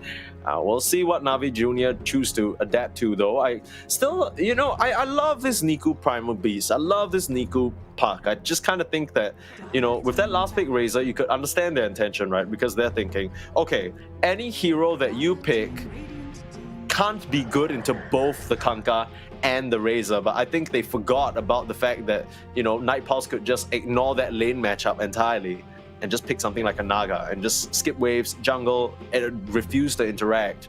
And there we have it. That's that Niku Primal Beast. I mean, Night Pulse, they have to have an inkling that this is on the radar for Na'Vi Jr. So interested to see what their response is, because I feel like Night Pulse, with the way that they drafted in game number 1, they very clearly had a plan. Now, it's at this point where we see how far and how in-depth their plan actually is. And this is, you know, exactly what you wanted to see, Sneeze. Like you said, the Niku back on the Primal Beast. Night Pulse, a Disruptor and a CM. They're going back for the Pangolier, obviously. I do want to say the matchup can go both ways with the Pango Primal, right? If Warwick doesn't watch his ability usage, Primal can quite literally trample over him. I think this is especially scary because if you're that confident in your Pango, as we've seen from Warwick earlier, I get it, right? But this is Niku's best hero. We've already mentioned how he has played the most amount of pro games on this hero throughout his competitive career so far, and he has a 70-something% win rate, and this guy spams Primal Beast in pubs. So if there's anything about a matchup he can crush, he will know all about it, right? He will know the ins and outs of this hero. So I think definitely pretty ballsy from Night Pulse, but they're feeling the confidence from the previous game, so can't really fault them there. It's kind of one of those, if it ain't broke, don't fix it. Let's stick to our strategy and try and make them force us to budge. The CM is an interesting sort of switch over, though, because it gives me the impression that it's going to be either one of, I mean, obviously one of these heroes is going to be position 4, but they don't really scream to me as good answers into a lot of the meta position 1s, like this Lifestealer Grimstroke immediately snatched up. Great combinations already, double Pulverize, double Lasso, and the Inkswell to dispel any sort of CM shenanigans. The one thing that worries me about the Lifestealer into Disruptor, like, sure, the Glimpse is safe, but that Static Storm could really screw you over. If you don't get Rage off in time, you're kind of shoehorned into wanting to build a BKB on the Lifestealer, but you're not building it until, like, 3rd, maybe 4th, well, maybe 3rd, but definitely 4th item, right? And the BK, it just doesn't feel good on Lifestealer when you have a built-in one, right? It's like buying BKB on Jug, like, so weird. Trying to figure out what exactly Night Pulse can do or what they can pick, because the Lifestealer's already taken, or at least they've already taken out the Doom and the Vazia.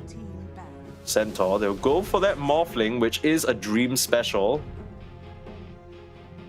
It's good into the Lifestealer as well, right? You just steal the Lifestealer. You steal the Rage. Super great on the Morphling, right? And this leads me to believe it's going to be a CM Morphling lane, because I think we saw the Disruptor Morphling lane the other day, and it didn't go very well for the Disruptor, just because neither of them can protect each other. Sure, you've got the adaptive, like the strength adaptive strike from the Morphling, but that's not good enough.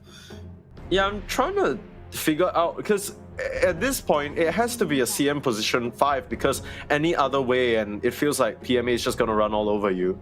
They're making sure to sort of cover their bases a little bit here. Night Pulse, banning out that Night Stalker that they've already seen PMA bring out in the previous game. Is there a world Vazia goes for something like a Magnus here? Centaur's not in the pool. I wouldn't mind the Magnus, right? BKB Piercing Stun. It's great setup for your Static Storm. Freezing Field. It's a decent lane partner with Disruptor, right? Skewer back. Razor's good too. Maybe a little bit risky, but... Yeah, it doesn't really. It's not really like a do shit hero. Destroyed the Razor. Yeah. Either way, I don't mind it, right? The electricity off lane, sure, why not? You got a little bit of a theme going on there. Trying to figure out what other options they can get for Na'Vi Jr. Both teams seemingly missing an offlaner, because it's kind of one of those things where you might suggest, okay, maybe Primal Beast can go to the offlane and then we can get something better against the Pango, but this is about as good as you can get against the Pango, you know what I mean? So, DK is still in the pool, but I mean, the only reason why I'm suggesting DK is it feels like it can really take advantage of the relative weakness of the Morphling Disruptor or Morphling CM lane and push that tower down early, force you out. Doesn't really do too much later on. Double Dragon Tail is pretty solid. Death Prophet. Oh, that's what I was about to suggest, actually. I know it's hard to believe, but... You always say that. You always say that. I know. Death Prophet Disruptor, pretty good lane, right? Glimpse back into Siphon. You've got the kinetic field to keep them. The slow as well. Death Prophet should be able to run you down at any given time. And the Lifestealer, he's not as safe as you'd like to think when you have to deal with the Exorcism. Sure, Crypt Swarm, whatever. Siphon in lane, it's fine, but it's going to be as soon as Death Prophet gets Exorcism, Lifestealer's got to leave. That tower's going to go down most likely, and I think what we're going to see here once again is Janter and Merlin start making moves around the map as early as possible. Screw over this Primal Beast, make it so the Niku does not have a lane again. That's going to be the key factor this game. But Na'Vi Jr., they've got good rotating supports as well. So it's going to be, I think, a lot of eyes on this mid lane. Na'Vi Jr., they have to bring the numbers, though. Yeah, I feel like Na'Vi Jr., the obvious plan is that they were going to try and bring the Night Pulse supports all around the map and try and put the Morphling in a self-sustained position where he's not really threatened. So Na'Vi Jr., now they just need to go down the list and ask PMA, okay, what hero can we pick for you that will allow you to beat this Morphling in the 1-to-1? Because that's going to be the situation, right? Either that or a hero that pairs up very nicely with the Grimstroke to enable a kill onto the Morphling. That's what you're looking for at the moment. I sort of threw this suggestion out previously, but I did think that last pick Kotal as a response, because that Spirit Vessel is going to do numbers this game, but okay, they go for the Beastmaster instead. So really aggressive, not really what you think about in terms of a Lifestealer Infest Bomb target, but these creeps are going to be a bit annoying for the CM to deal with. I know it's hard to believe, but you know, we're at a point where Beastmaster can go mixed X build, farm camps with that as well, and put on a whole ton of pressure. It's kind of scary. I think this Beastmaster can actually ramp up the tempo a lot faster than Night Pulse's Morphling might be comfortable with. Yeah, I do like this Beastmaster hero as well. It's a little bit of a PMA special. He's played quite a bit of it. I think it's his 3rd or 4th most played hero in officials. Yeah. It has fallen off a little bit recently, but I think Roar is still one of the best abilities in the game. Yeah. Right? It beautifully isolates a target, because it doesn't only obviously stun someone through BKB, but it pushes them all away as well. Yeah. Right? The Roar is such a good isolation ability, and you get it on Vazia, Death Prophet, or Kami, they should be dead. Yeah, but then again, I mean, I'm looking at the lineup, nothing to really reduce that immense amount of healing coming out from Vazia. Yeah. So I am a little bit concerned about that. I feel like as much as the draft, Na'Vi Jr., they have their own identity for how they're going to play. They haven't really answered how they're going to deal with the healing coming out from Vazia, the attribute shift coming out from the Morphling. It's just the Grimstroke Silence that's available, right? And you're kind of hoping that that's enough to do the job. Later down the line, when Kami decides to pick up this shard, he's going to be able to morph through the Pulverize, through the Lasso, through the Raw as well. So suddenly, you're just going to have to rely on being able to outscale, and I'm a little bit worried. Now, we have seen Niku completely destroy a Morphling all by himself, like going pure damage build on that Primal Beast, trampling them from 100 to 0 and catching them off guard. And he set up for a good game this time round, right? I feel like this Primal Beast is going to have a swell time, and that's why you mentioned as well, they need to shut him down early. If they can pin down Niku, that'll be their key to taking this game number 2 in my mind. I think there's a world in which Daze goes for a similar build that we saw Seneko do the other day, or Riddies rather, sorry, where you could maybe skip that point into Ultimate and start prioritizing your ghosts, but the ult is also very good this game, so either way, I think it's going to be a good build from Grimstroke. It's such a good hero this game, because we didn't even talk about the double roar, dude. Yeah, I mean, they've just piled on with a lot of different things they can do with the Soulbind now, as we'll hop straight into the game. This is game number 2. Navi Jr. at risk of losing their upper bracket spot here up against the Night Pulse, who have been really just striking higher and higher, punching up a bar. And they are looking to be a fearsome opponent here, but I gotta say, you know, Navi Jr., I like their draft a lot more already, because it feels like Niku, even if he doesn't really have a bad time, recovery farm and getting pickoffs is a very real option for him. Yep. Yeah, and hopefully that will be the case, right? We already saw Batrider plus another support and the mid laner completely ruin the game for the other mid. So if, once again, like, mid lane's going to be so incredibly important. If Night Pulse can bring the numbers, kill off Niku a few times, the Disruptor is so good into Primal Beast, because Onslaught does not get you out to safety if you're trapped in the kinetic field, right? You kind of cage the beast a little bit. Yeah. I'm interested to see what exactly the build-up is going to be for Niku, because it seems like he's going for this play mail, which I don't think is necessarily bad, but this BKB timing is going to be so important for him to have free reign in the fights, right? If not, you're just going to get frostbited down, bumped around by the Rolling Thunder, and it's altogether going to be an unpleasant time. But starting off the game, 2 for 2 rune exchange, no surprise there, there's no real strong level 1 spells. Maybe you could consider Navi Jr., they could have run in with the Primal Beast, but that's probably why they did that full smoke wraparound. Don't find anyone though, and we're off to the races here in this game number 2. Vision check, Sneeze. We were dealing with the Disruptor on Night Pulse, and, you know, taking a look, they've got some pretty good vision getters, right? Not just the CM Crystal Nova, which is probably the worst, but Morphling can get up in there, Death Prophet gets up in there, and we already saw how Pangolier was able to get vision through that entire game for Janter. Yeah. A lot of tools to work with, and speaking of tools, Night Pulse already getting themselves a bit of an advantage in this mid lane, because they placed that lane ward earlier, and Merlin, he's able to get that just D-ward off very early. So very nicely done on that Disruptor. It's going to deny that high ground vision for Niku a little bit here. Who knows, maybe we see like level 2, level 3 TPs in, catch the Primal Beast off guard, diving a bit too deep. It could definitely be something that ends up being a possibility here. PMA. He's taking quite a bit of harass against Kami and Janta, and just to watch his HP. Kami, he can just keep min-maxing his resources by pulling out like that. And you don't really have any burst other than the axes, which Kami will more than likely be able to react to with a wand or with a strength morph. So yeah, he's just got to be careful of those axes stacking up, because they do a considerable amount of damage when they get there. I wonder what the game plan from this Beastmaster is, because we already talked about it. When you're a hero specialist, you're a lot more adept at identifying scenarios where you can win the game or it's a good pick.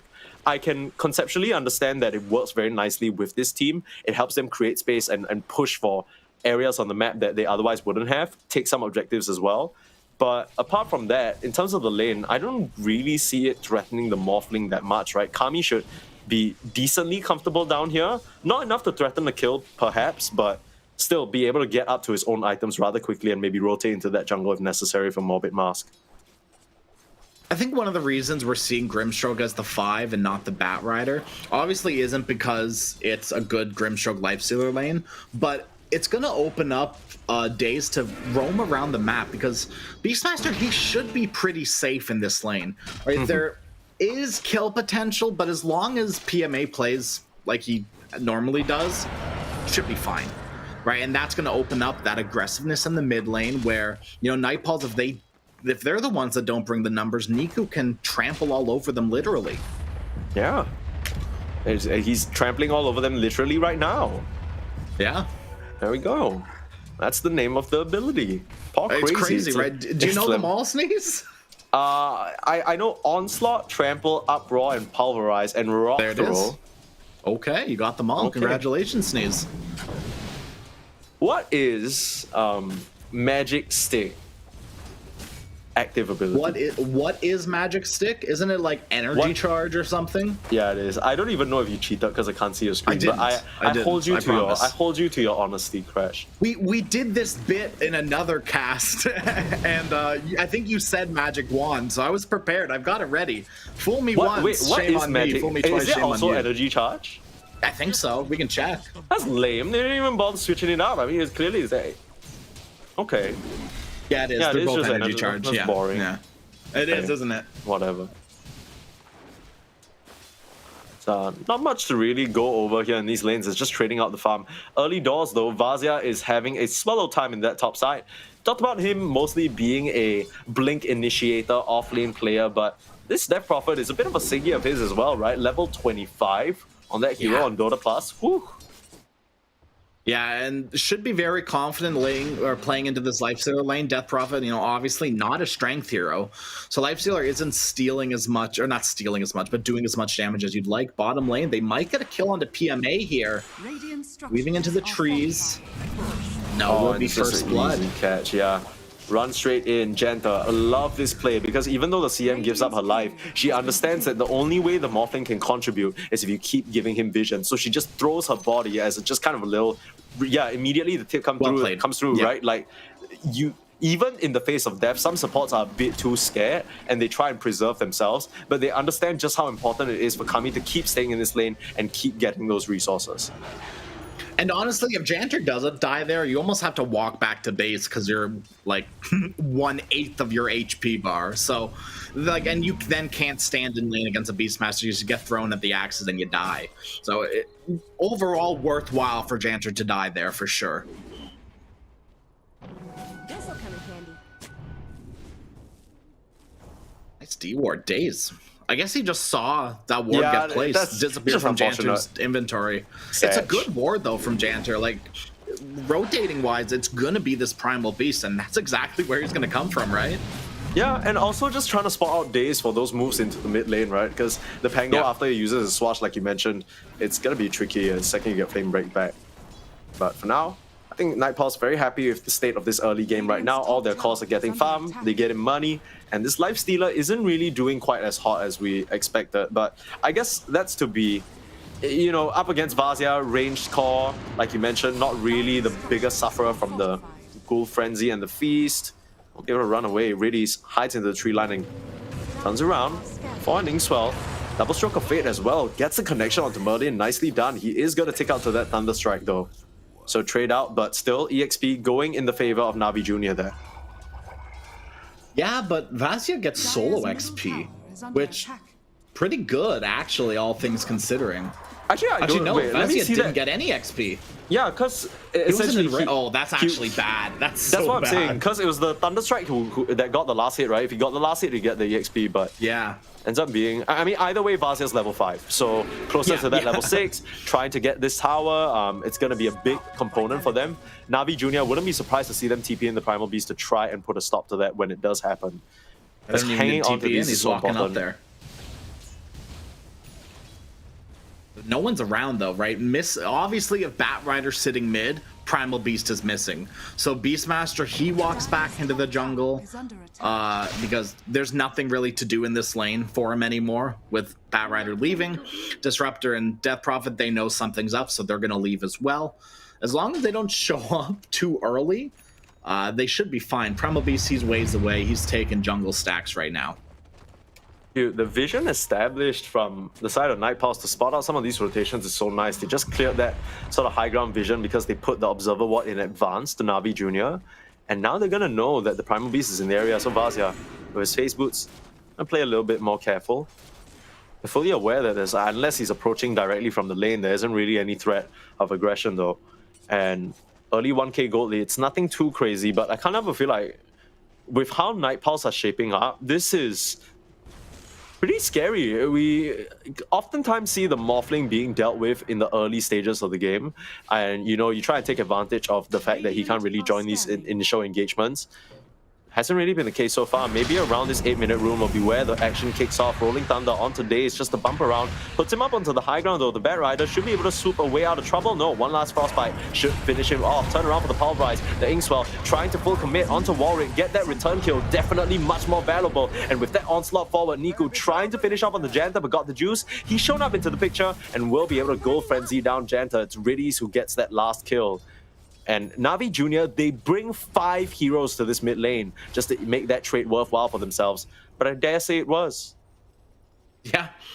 You know, Sneeze, I said they were going to bring the numbers. I'm surprised they brought the Lifestealer, but still, now with Vazia level 6, it's just going to be an easy tower push top, I would assume. Lifestealer, he's got no right sitting up here anymore. Unless Primal Beast rotates in. Once again, if they bring the numbers, maybe. Infesting into the Harpy, and now Riddies has the Inkswell. Can't pop in time, though, and the Ghosts are starting to do a lot of damage. You got to watch yourself. That's what the Glimpse is going to do to you. Pull you back on the Lifestealer, and no more Rage, no more Infest. No more friends. I'll just get worked down. Chased down. Last few touches. The Ghosts are trying to find him. Got the juicy. Okay. One last swashbuckle. Warwick gets a double. Nicely done for the side of Night Pulse to protect that Death Prophet up here and keep that EXO going. Warwick doesn't miss those swashbuckles, dude. No. How dare you even assume that? I mean, Arn of Shadows online. This is an interesting build from Vazia. I kind of like it. You're dealing with some, you know, strength heroes that have a lot of HP. Oh, Riddies going down again. Just sticking around Night Pulse and realizing that, you know, the Na'Vi Junior heroes might start trickling back into this area and there are more freebies to be had. Dude, the aggressive warding and vision, they are so... They are on one like this series. It's so lethal. Everywhere they go, they're just leaving little trinkets of vision behind and warding up exactly where Na'Vi Junior seem to want to play. And Night Pulse, it almost seems like they have a copy of the Na'Vi Junior playbook, man. I think it just has to do with Night Pulse willing to just rotate this death squad everywhere around the map. They don't care where you are. They will find you and kill you. Yeah. Warwick doesn't have the diffuser out just yet, but he's already doing so much damage with that early Blightstone pickup. It's really done a number on these Na'Vi Junior heroes who aren't really that tanky. It's crazy to say that about a bunch of strength and universal heroes, but Primal Beast, before he gets his items, he's kind of weak, right? He's only had that broadsword, not even a chainmail. Chose to prioritize the damage first, and paid for it a little bit. Can't really stay very much in these fights, and it's kind of leaving his team without... Comes the 3-man death squad. Yeah, they come again. I mean, they're a little late to stop PMA because he's already farmed up a humongous ancient stack. So getting himself a nice boost of net worth there. Looks to be going for that Helm of the Overlord build-up, even into the CM. So clearly not too bothered about that Frostbite dealing with his creeps. I mean, you can't build drums because Death Prophet's got that Urn of Shadows and can just upgrade it into Vessel pretty easily. I mean, I thought it was going to be... Oh, I guess Vlad's wouldn't really be so significant this game. I think okay, got the juice, trying to bait out that tower last hit. The Radiant's able to get it, but unfortunately they do lose Vazia. So messing around with you a little bit. Oh, the Rolling Thunder being set up. Looks like it's a glimpse in the mid lane. Get the touch out onto the Bat Rider Daze. Getting chased down here. Should just be a very easy pick off. One last swash, like you said, Warwick keeps that dog in him. Straight TP out. No way of stopping it, Janta. Gonna hightail his way out of here as well. PMA, no. Good try. Good try from PMA. Very rude to shout at ladies, horseshoes and hand grenades. That would have been. Hey, you know what? Sometimes they deserve it, okay? Not like, you know, don't just randomly shout at a lady, but if they're shouting at you, you know, maybe you can raise your voice back. It's very rude. You know, I think everyone should be treated equally, and if you're rude, you're rude. Yeah, I mean, in that particular case, you're not shouting at a lady, you're shouting at a murderer. Just killed off your Bat Rider. Sure. Which is fair, you know, we do that in court sometimes. Do we? We don't. We've never been in the courtroom. Speaking for the people. The royal we. Yes. Yeah. We as the people. We the people. Okay. Are we the people a bit surprised at Na'Vi Jr. and the lack of moves they've been able to make? And really, it's just come down to the vision game, like you mentioned from the start. Just that advantage that they're getting from how aggressive they've been playing, the positions they've been able to take, and as a result, the wards they've been able to put down. Night Pulse, they are just keeping this train rolling, and it feels like Na'Vi Jr., they haven't really stabilized this situation just yet. Looking at Niku, even with that onslaught away, they just hold him in place with the Frostbite, and no one in the area can help him out. It's just way too much damage, and dude, this Night Pulse lineup is looking on fire, man. Sneeze, I want to bring your attention. There's only one thing stronger than the 3-man death squad. Do you know what that is? Oh, is it the 4-man death squad? Can we count? Oh boy, that's crazy. I know, but now Vazia, because of that rotation with that exorcism, it's time to take this mid tower. No catapults, no problem. Yeah, and I think the craziest part is that we still see PMA desperately trying to farm up, and you do have to sort of wonder exactly when what kind of timing he's playing for, right? Because very clearly they're prioritizing not letting him get involved in engagements. They don't want any traction loss on their Beastmaster. He still is the highest net worth hero on their team, but it's being eclipsed by the Morphling, and it's being very treaded closely by the rest of the cores on Night Pulse. They're doing very well for themselves with these kills they found all over the map. And got the juice? Not so much, right? He's working his way towards Radiance now, but might just get found out by Warwick. Spots that creep, and with the additional move speed, unfortunately, not much they can do to chase that down. He may got the juice, but he doesn't got the net worth right now. It's not looking too hot for this Lifestealer, and he's not the fastest farmer until he gets his Radiance, and he's still a ways away from that. Yeah, the juice in his name actually refers to the tears coming out of his eyes because he's poor. That's the juice he's referring to. So just to clarify. And Kami, he's got the Lincoln Sphere flying out to him in a second as soon as that courier makes it to the secret shop. Oh, that is such a huge tool. It's near impossible to kill this Morphling, right? You've kind of got to... What else do you have to break it? I guess the Phantom's Embrace, but every other ability there, it's ultimates. Dashing in here, Static Storm onto Niku, but he had that Illusion Rune, able to kill off Merlin to start the fight. Very nicely done. Doesn't manage to connect the Pulverize onto Janta though, but that's that Blink reveal from the Bat Rider, holding on to the CM, pulverizing her in place, and they've managed to hold Vazia down as well. Just the Raw, and it's more than enough damage, trying to TP away, but not enough healing. And Na'Vi, they bait the side of Night Pulse into that engagement. It was perfectly played from Niku, and I don't think they knew about that Illusion Rune, because that changed everything. Yeah, and I guess one thing they didn't know about as well is this ward on the high ground, scouting all of them out. Yeah, it's that advanced vision. We talked about it being the point of contention that's leading Night Pulse into this advantage, but this time around Na'Vi, they're able to set a trap and spring right when the iron is hot. That's just about as good as you can get. I guess the good news is Kami's still farming. But look who's encroaching on him. It's that Beastmaster with the Helm of the Overlord ready. It's got to be time now for Na'Vi Jr. They can't stay stagnant. Yeah, grab a creep, get it going. Not the ideal one in the Ancient Ice Shaman, but it's something. They need to start putting on this pressure. You need to start getting some of these towers, especially that mid lane. Niku, some trouble now. Being run down by Vazia and gang, but Riddies is there. Turn around, Inkswell and the Soulbind onto 2. The Rolling Thunder, it's more than enough damage. Should be able to slice down Niku. With that glimpse back, he is more than likely dead. PMA couldn't come through. Even if he was there, he doesn't even have a Raw, so nothing they could have done to stop that situation, unfortunately.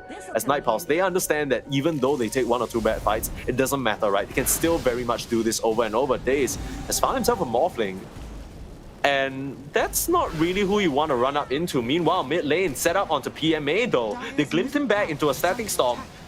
And oh, this is looking like a dead Beastmaster. Turn around for the Raw, the last touch, the Ghosts find him. Na'Vi Jr., they lose more here, so the core's going down. Riddies might be next. Still chasing down, looking for an angle. Primal Beast TPing back into the fray though. Riddies has wandered up. Janta will just channel that freezing field. Pretty base play, but gets interrupted by that onslaught. Will find the kill that they were looking for. It's now Merlin. Got the juice, wants to find one, but oh, lasso onto Warwick. That's huge, and that is a very significant kill. Both fall into the hands of this Lifestealer. He's got a bit more juice now, starting to run down onto Kami. Daze, able to somehow heal up. I'm not really sure what happened in this entire exchange for Daze to be able to survive, come back. But now they're looking for Kami. Doesn't have a TP away for another 9 seconds, trying to chase down onto him now. And no one around to help. Looks like this Morphling might be as good as dead. It's going to be a slow burn, but burn nonetheless. It's trying to TP out now. Bump back and more than enough damage. Got the juice, picks up 3 insanely big kills. And that's going to propel him right towards that Sacred Relic. 8 gold away from it. Got the juice is slowly starting to get the juice, but we do see a blink reveal from Merlin now, so this could start becoming big, right? Merlin's able to get off the static storms in a good fashion, which hasn't really hit quite yet. Yeah, it's just a byproduct of Niku getting tankier and tankier, right? The fact that they're able to sort of stand their ground and take that fight. If anything, Night Pulse, it felt like they dived a bit too deep under that tier 2 and tier 3 area, but in this jungle, and this river area, it's free real estate, right? Niku is gonna get kind of bumped around. They roll the Pango in place, holding down the Pulverize, but Static Storm safe, good discipline from Merlin. In comes Vazia as well, the Silence and those Spirit Siphons working through that Primal Beast. It's a bit too much damage at this stage. They'll pull back Daze as well. Merlin, he might just die to these creeps. PMA able to clean him up, and now Janta's there as well. Turns on the Freezing Field, straight onto God the Juice and PMA. CM, unfortunately, is going to go down there because Lifesteal obviously had Rage, but still, pretty good trade if you're killing off cores for supports. Yep, absolutely. And the Primal Beast is probably one of the best kills to get right now. Push him further and further behind, delay the BKB more and more. You know, once Primal gets that BKB, fights are going to be very easy for Na'Vi Jr. because there's not too much the Night Pulse can do that goes through it. So, you know, other than the Exorcism, that's the big one, I think. Should be free times for Na'Vi Jr. at that point.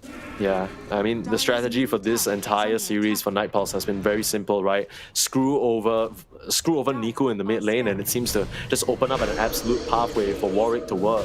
Even into this allegedly bad matchup, it's looking great for this Pango so far. He's been so involved in the kills, so active on the map, getting things done and setting up for the team. Couldn't really ask for more from your mid laner, and now they'll just head into this Roche. The Thunderhide did kind of spot this out though. They're rolling Thunder up to the high ground, but they'll only find Riddies blink onto him. It's a very soft commitment from Na'Vi Jr. They're just, I mean, hell, the Thunderhide's a bit more valuable than Riddies at this stage. In comes the Primal Beast, gets bumped away by the Rolling Thunder though. Now in some trouble, Riddies gets found and just gets worked down. PMA though, trying to kill on Vazia, but it's way too much healing. I don't know if they have the damage. Where's the Life Stealer in this fight? Finally pops out of the mix and is trying to kill off Vazia, but he has that Yules. Already losing your heroes. Bat Rider goes down, now got the juice. His Rage is out and he's silenced up. PMA just has to TP away as he can't do anything else to help his carry. Even Merlin desperately trying to weasel his way out of the hands of that Primal Beast, and he won't even go down. They get the Aegis and they get 3 heroes. Na'Vi Jr., it is slipping out of their hands. Kami just got 1,000 gold from that engagement, and the Roshan as well. That's pretty much phylactery completed. I mean, the fight focus is just so split. You take a look at this replay. Kami, you know, even though the Static Storm kind of whiffs a little bit, it just breaks up this fight into awkward positions. And Vazia, he survived so long. The Yules buys him just enough time that the Ghost join back into him and got the juice. He just doesn't have the damage right now. Even after finishing off those huge kills in that prior team fight, he hasn't even finished off the Radiance. He's not even at his second item. And meanwhile, you take a look at the flip side, the Morphling has a Dragonlance, Linken's, and that Aegis working for him. And now a crit stick to boot, so Morphling isn't just surviving, he's doing quite a bit of damage as well. Once again, that BKB, Niku, nowhere in sight, still 700 gold away. You gotta get Niku something, man. You gotta give him some. You gotta give him something. It's gotta share the juice. Yeah, I mean, it's been such a heavy focus on PMA and allowing this Beastmaster to farm up, but he's not exactly doing as much work as Na'Vi Jr. probably expected. Sure, he's getting kills in the fight. Sure, he's pressuring down the Disruptor and the CM, and these creeps are being annoying, but in terms of the important heroes, you're barely denting them, right? You don't have enough control to stop Vazia from pulling off all his shenanigans and healing up. You don't have any sort of extended silencers or stuns to really hold down Warwick or Morphling. It's kind of giving too much leeway to cause a Night Pulse to work, and they will take that every day of the week. Now, with these Lincolns finished up on Warwick as well as the Morphling, how are you gonna even... I don't know how you're gonna budge them. Like, you have to break them with your ultimate or Phantom's Embrace, and either way, you want those abilities to land. Maybe Lifestealer gets open wounds, and that's a way... Oh, there goes the Aegis. Yeah. Okay. Kami just dies to Tormentor all by himself. It's Very okay. cool. Aegis, Thank you, Kami. Aegis for Disruptor Shard, which allegedly is rising in the ranks for one of the best shards in the game. I wouldn't go that far, but it's pretty now good. Now we're stretching it a little bit. Yeah. And Sneeze, I don't want to be a liar, but Kami's made me a liar. He's actually going Butterfly, which I like a lot more. Right now, Nightballs are in a big advantage position. So what was he queuing? Was he queuing Kanda? He did. He had the Conda. Gotcha. He even bought the Crystallis. He sold it pretty much immediately to queue up this Butterfly and pick up the Eagle Song. Right. But yeah, I was a bit confused because you were like... Medusa. Yeah. Sorry, carry on. I mean, further amplifying the advantage, right? Exactly. Similar to the Medusa, where she gets Manta plus Butterfly, and then you run at them. It's the same thing now. You're so far ahead. You get this Butterfly, and it's just go at that point. I think Night Pulse, they've been go since 20 minutes ago. It feels like they haven't really given Na'Vi Jr. any room to breathe. The only person with any sort of comfort in this game has been this Beastmaster, which again, PMA, you look at the item build-up, he has that BKB already, but again, it doesn't really change what he can do in the fight. It frees him up a little bit more, but he's can't be the one going in for the damage. Oh, days, he just blinks in, but he very quickly realizes there are two Linken's holders right in front of him. Trying to kill off onto Riddies, they glimpse him back, and both supports just go down again. Days and Riddies, it's been a tough game for them. They just don't have any options. Tough series. They don't have anyone to play through, right? You're waiting for Nico and PMA to become relevant. And now you have that Thunderstrike onto PMA. You can't get that glimpse back. Merlin looking for it here. Pulling the Beastmaster back in the fray and forcing out that BKB. That is the reveal as well. 9 seconds just down the drain.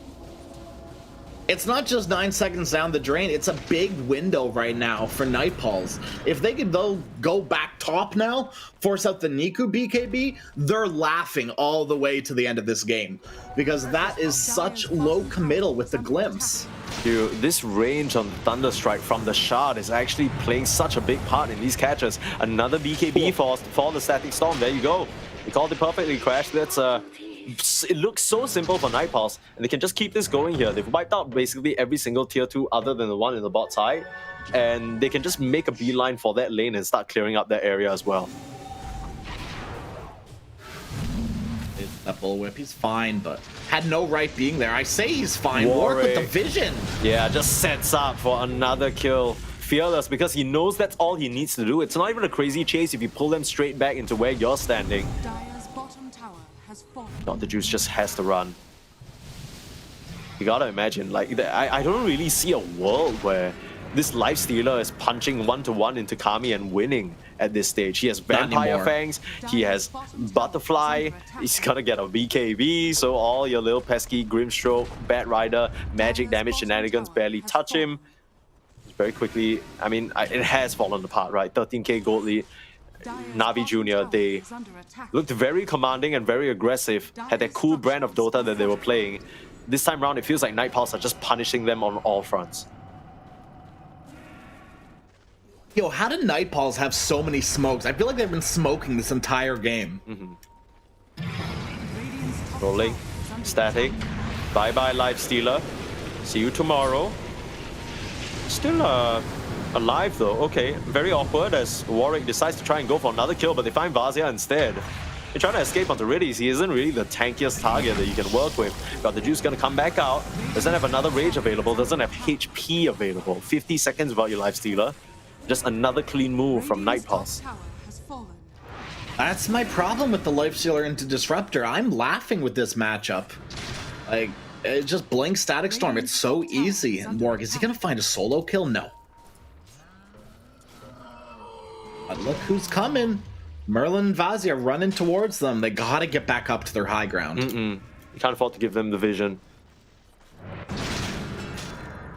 PMA, another BKB popped for pretty much nothing. Like, it was just Morphling beating into him. Like he just TP'd away with BKB? Was he that scared? Yeah, okay. He just BKB TP'd in front of the Morphling. I mean, I guess he realizes that he has no way of running away between the Morphling be able to waveform forward and keep that chase going. Yeah, just feels so bad. Keeping his life intact, right? You don't want to give any more gold, but yeah, like you're saying, I mean, was this what the purchase was for? Just to escape from these engagements? Like, how long more are you going to have to split push, play split mat, desperately eke out whatever you can from the limited resources that you have? aren't really any game-changing items coming up on the board for Na'Vi Jr., right? You think about the BKB coming out from Niku, it's done, but it still doesn't feel like anything too crazy. Try and get a jump now, Niku, and the gang smoking up near the triangle, trying to get the touch onto the Morphling, but he's already joined up with his team in the mid lane. Now Night Pulse again, the seemingly endless supply of smokes and really just great resource management from them. The TP back up here. Get They read Merlin this in move position. perfectly on Night Pulse. Coming That's over. insane. The circle, it's a bit off the mark there, but the Static Storm comes through, getting the control already. They're able to pulverize down onto Merlin. That's a good start to the fight. No Static Storm.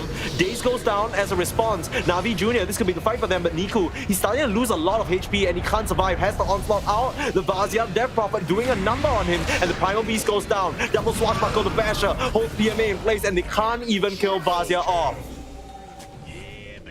Gem on the deck.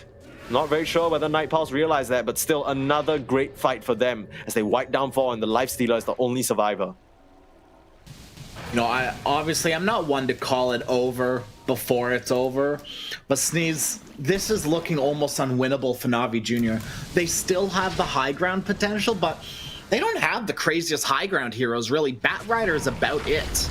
Yeah, started out that fight with a great catch onto the Disruptor, but the response, it was just a bit too quick from Night Pulse. Like you mentioned, they read this move, they thought that Na'Vi Jr. were a little bit further behind, but it was Merlin as a result, but Merlin doesn't care. Essentially, he's did the same job without needing to use Static Storm, right?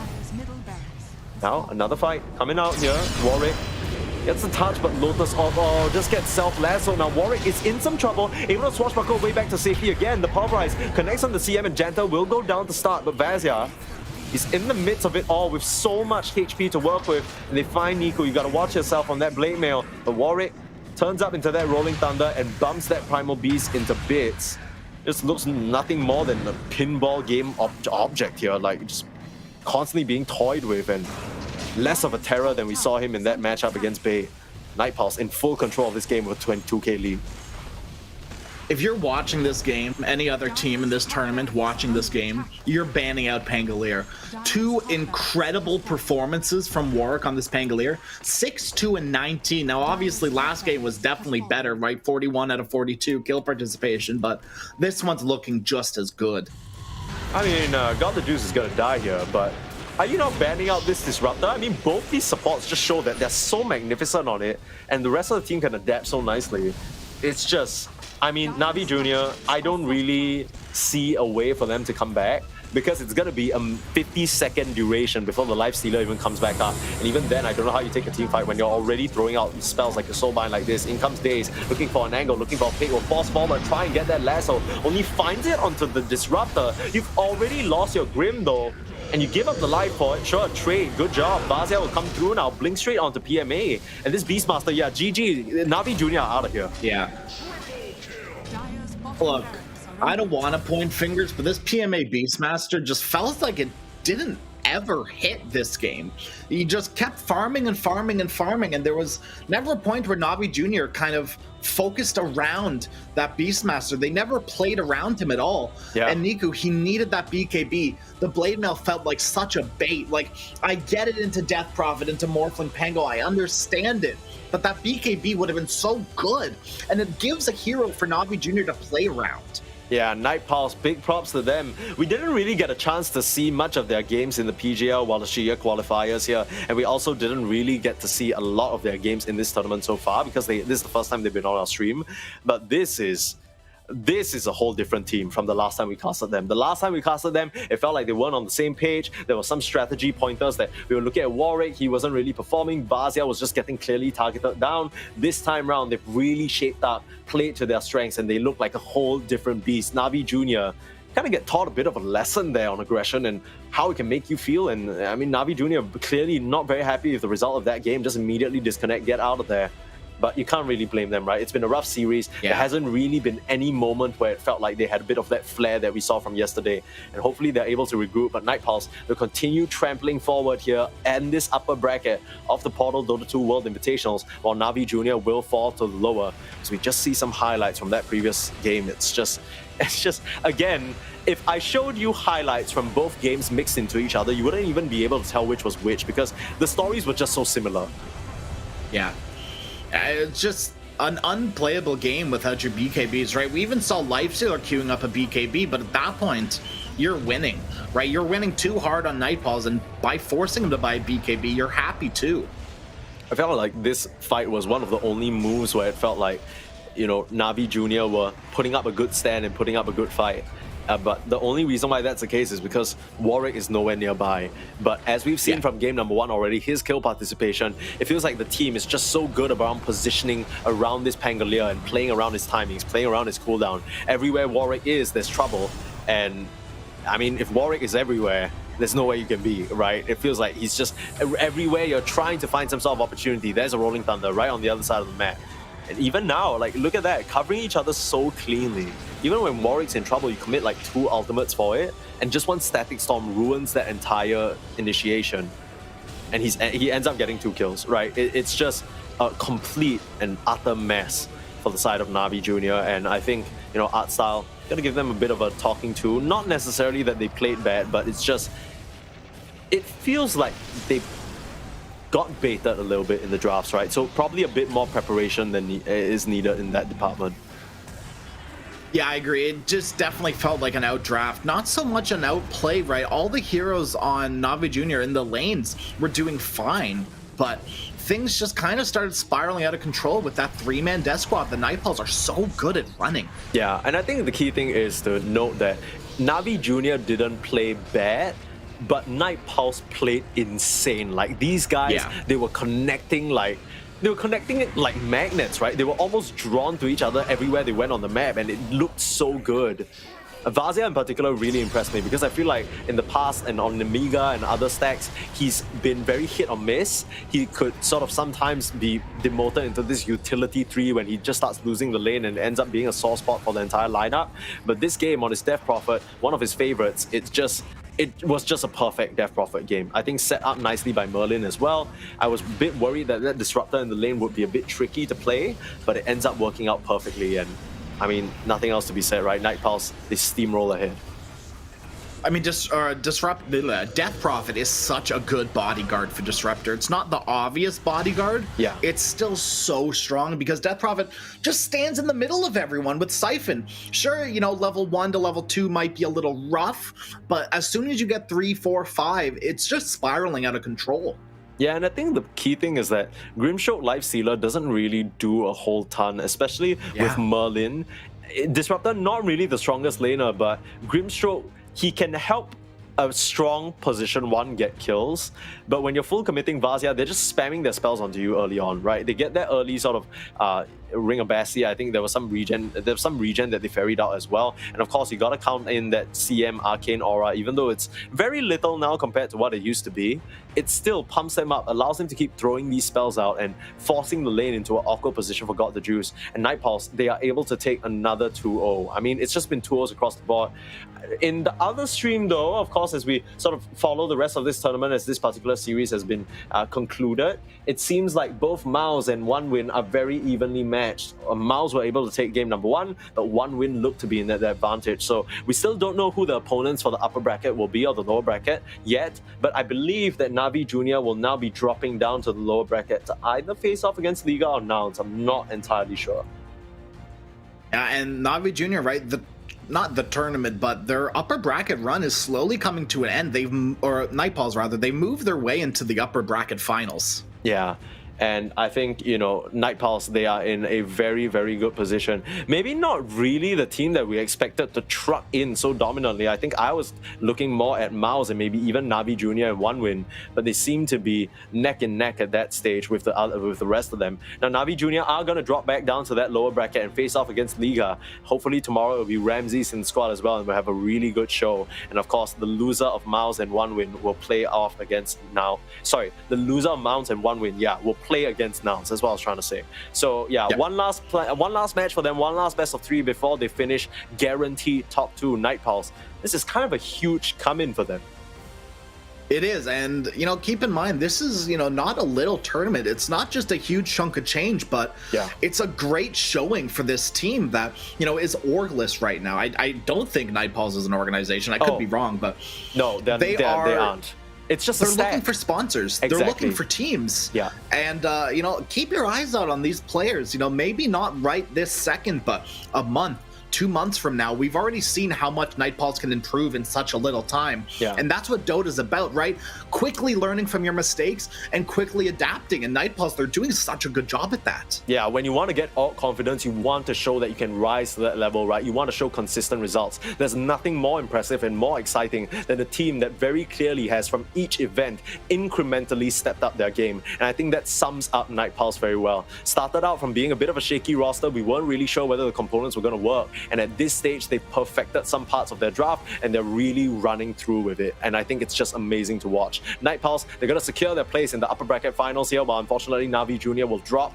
But that is, unfortunately, the end of our day today and the end of this stream, but by far the end of the Portal Dota 2 World Invitational. Now, Crash and I, of course, we're casting from the comfort of our own homes, but we have the wonderful Atomo and Yolo Lee bringing you the action live from our studio in Malaysia. So, of course, they're there, they're ready to sort of hype things up for the rest of the days. But unfortunately for us, that concludes our coverage of the tournament and our involvement in Portal Dota 2 World Invitationals. It's a bit sad to send off Na'Vi Jr., a team that we were so excited about just yesterday, but Nightpulse, they definitely deserve it. Crash, any final words from you before we say goodbye to everyone watching?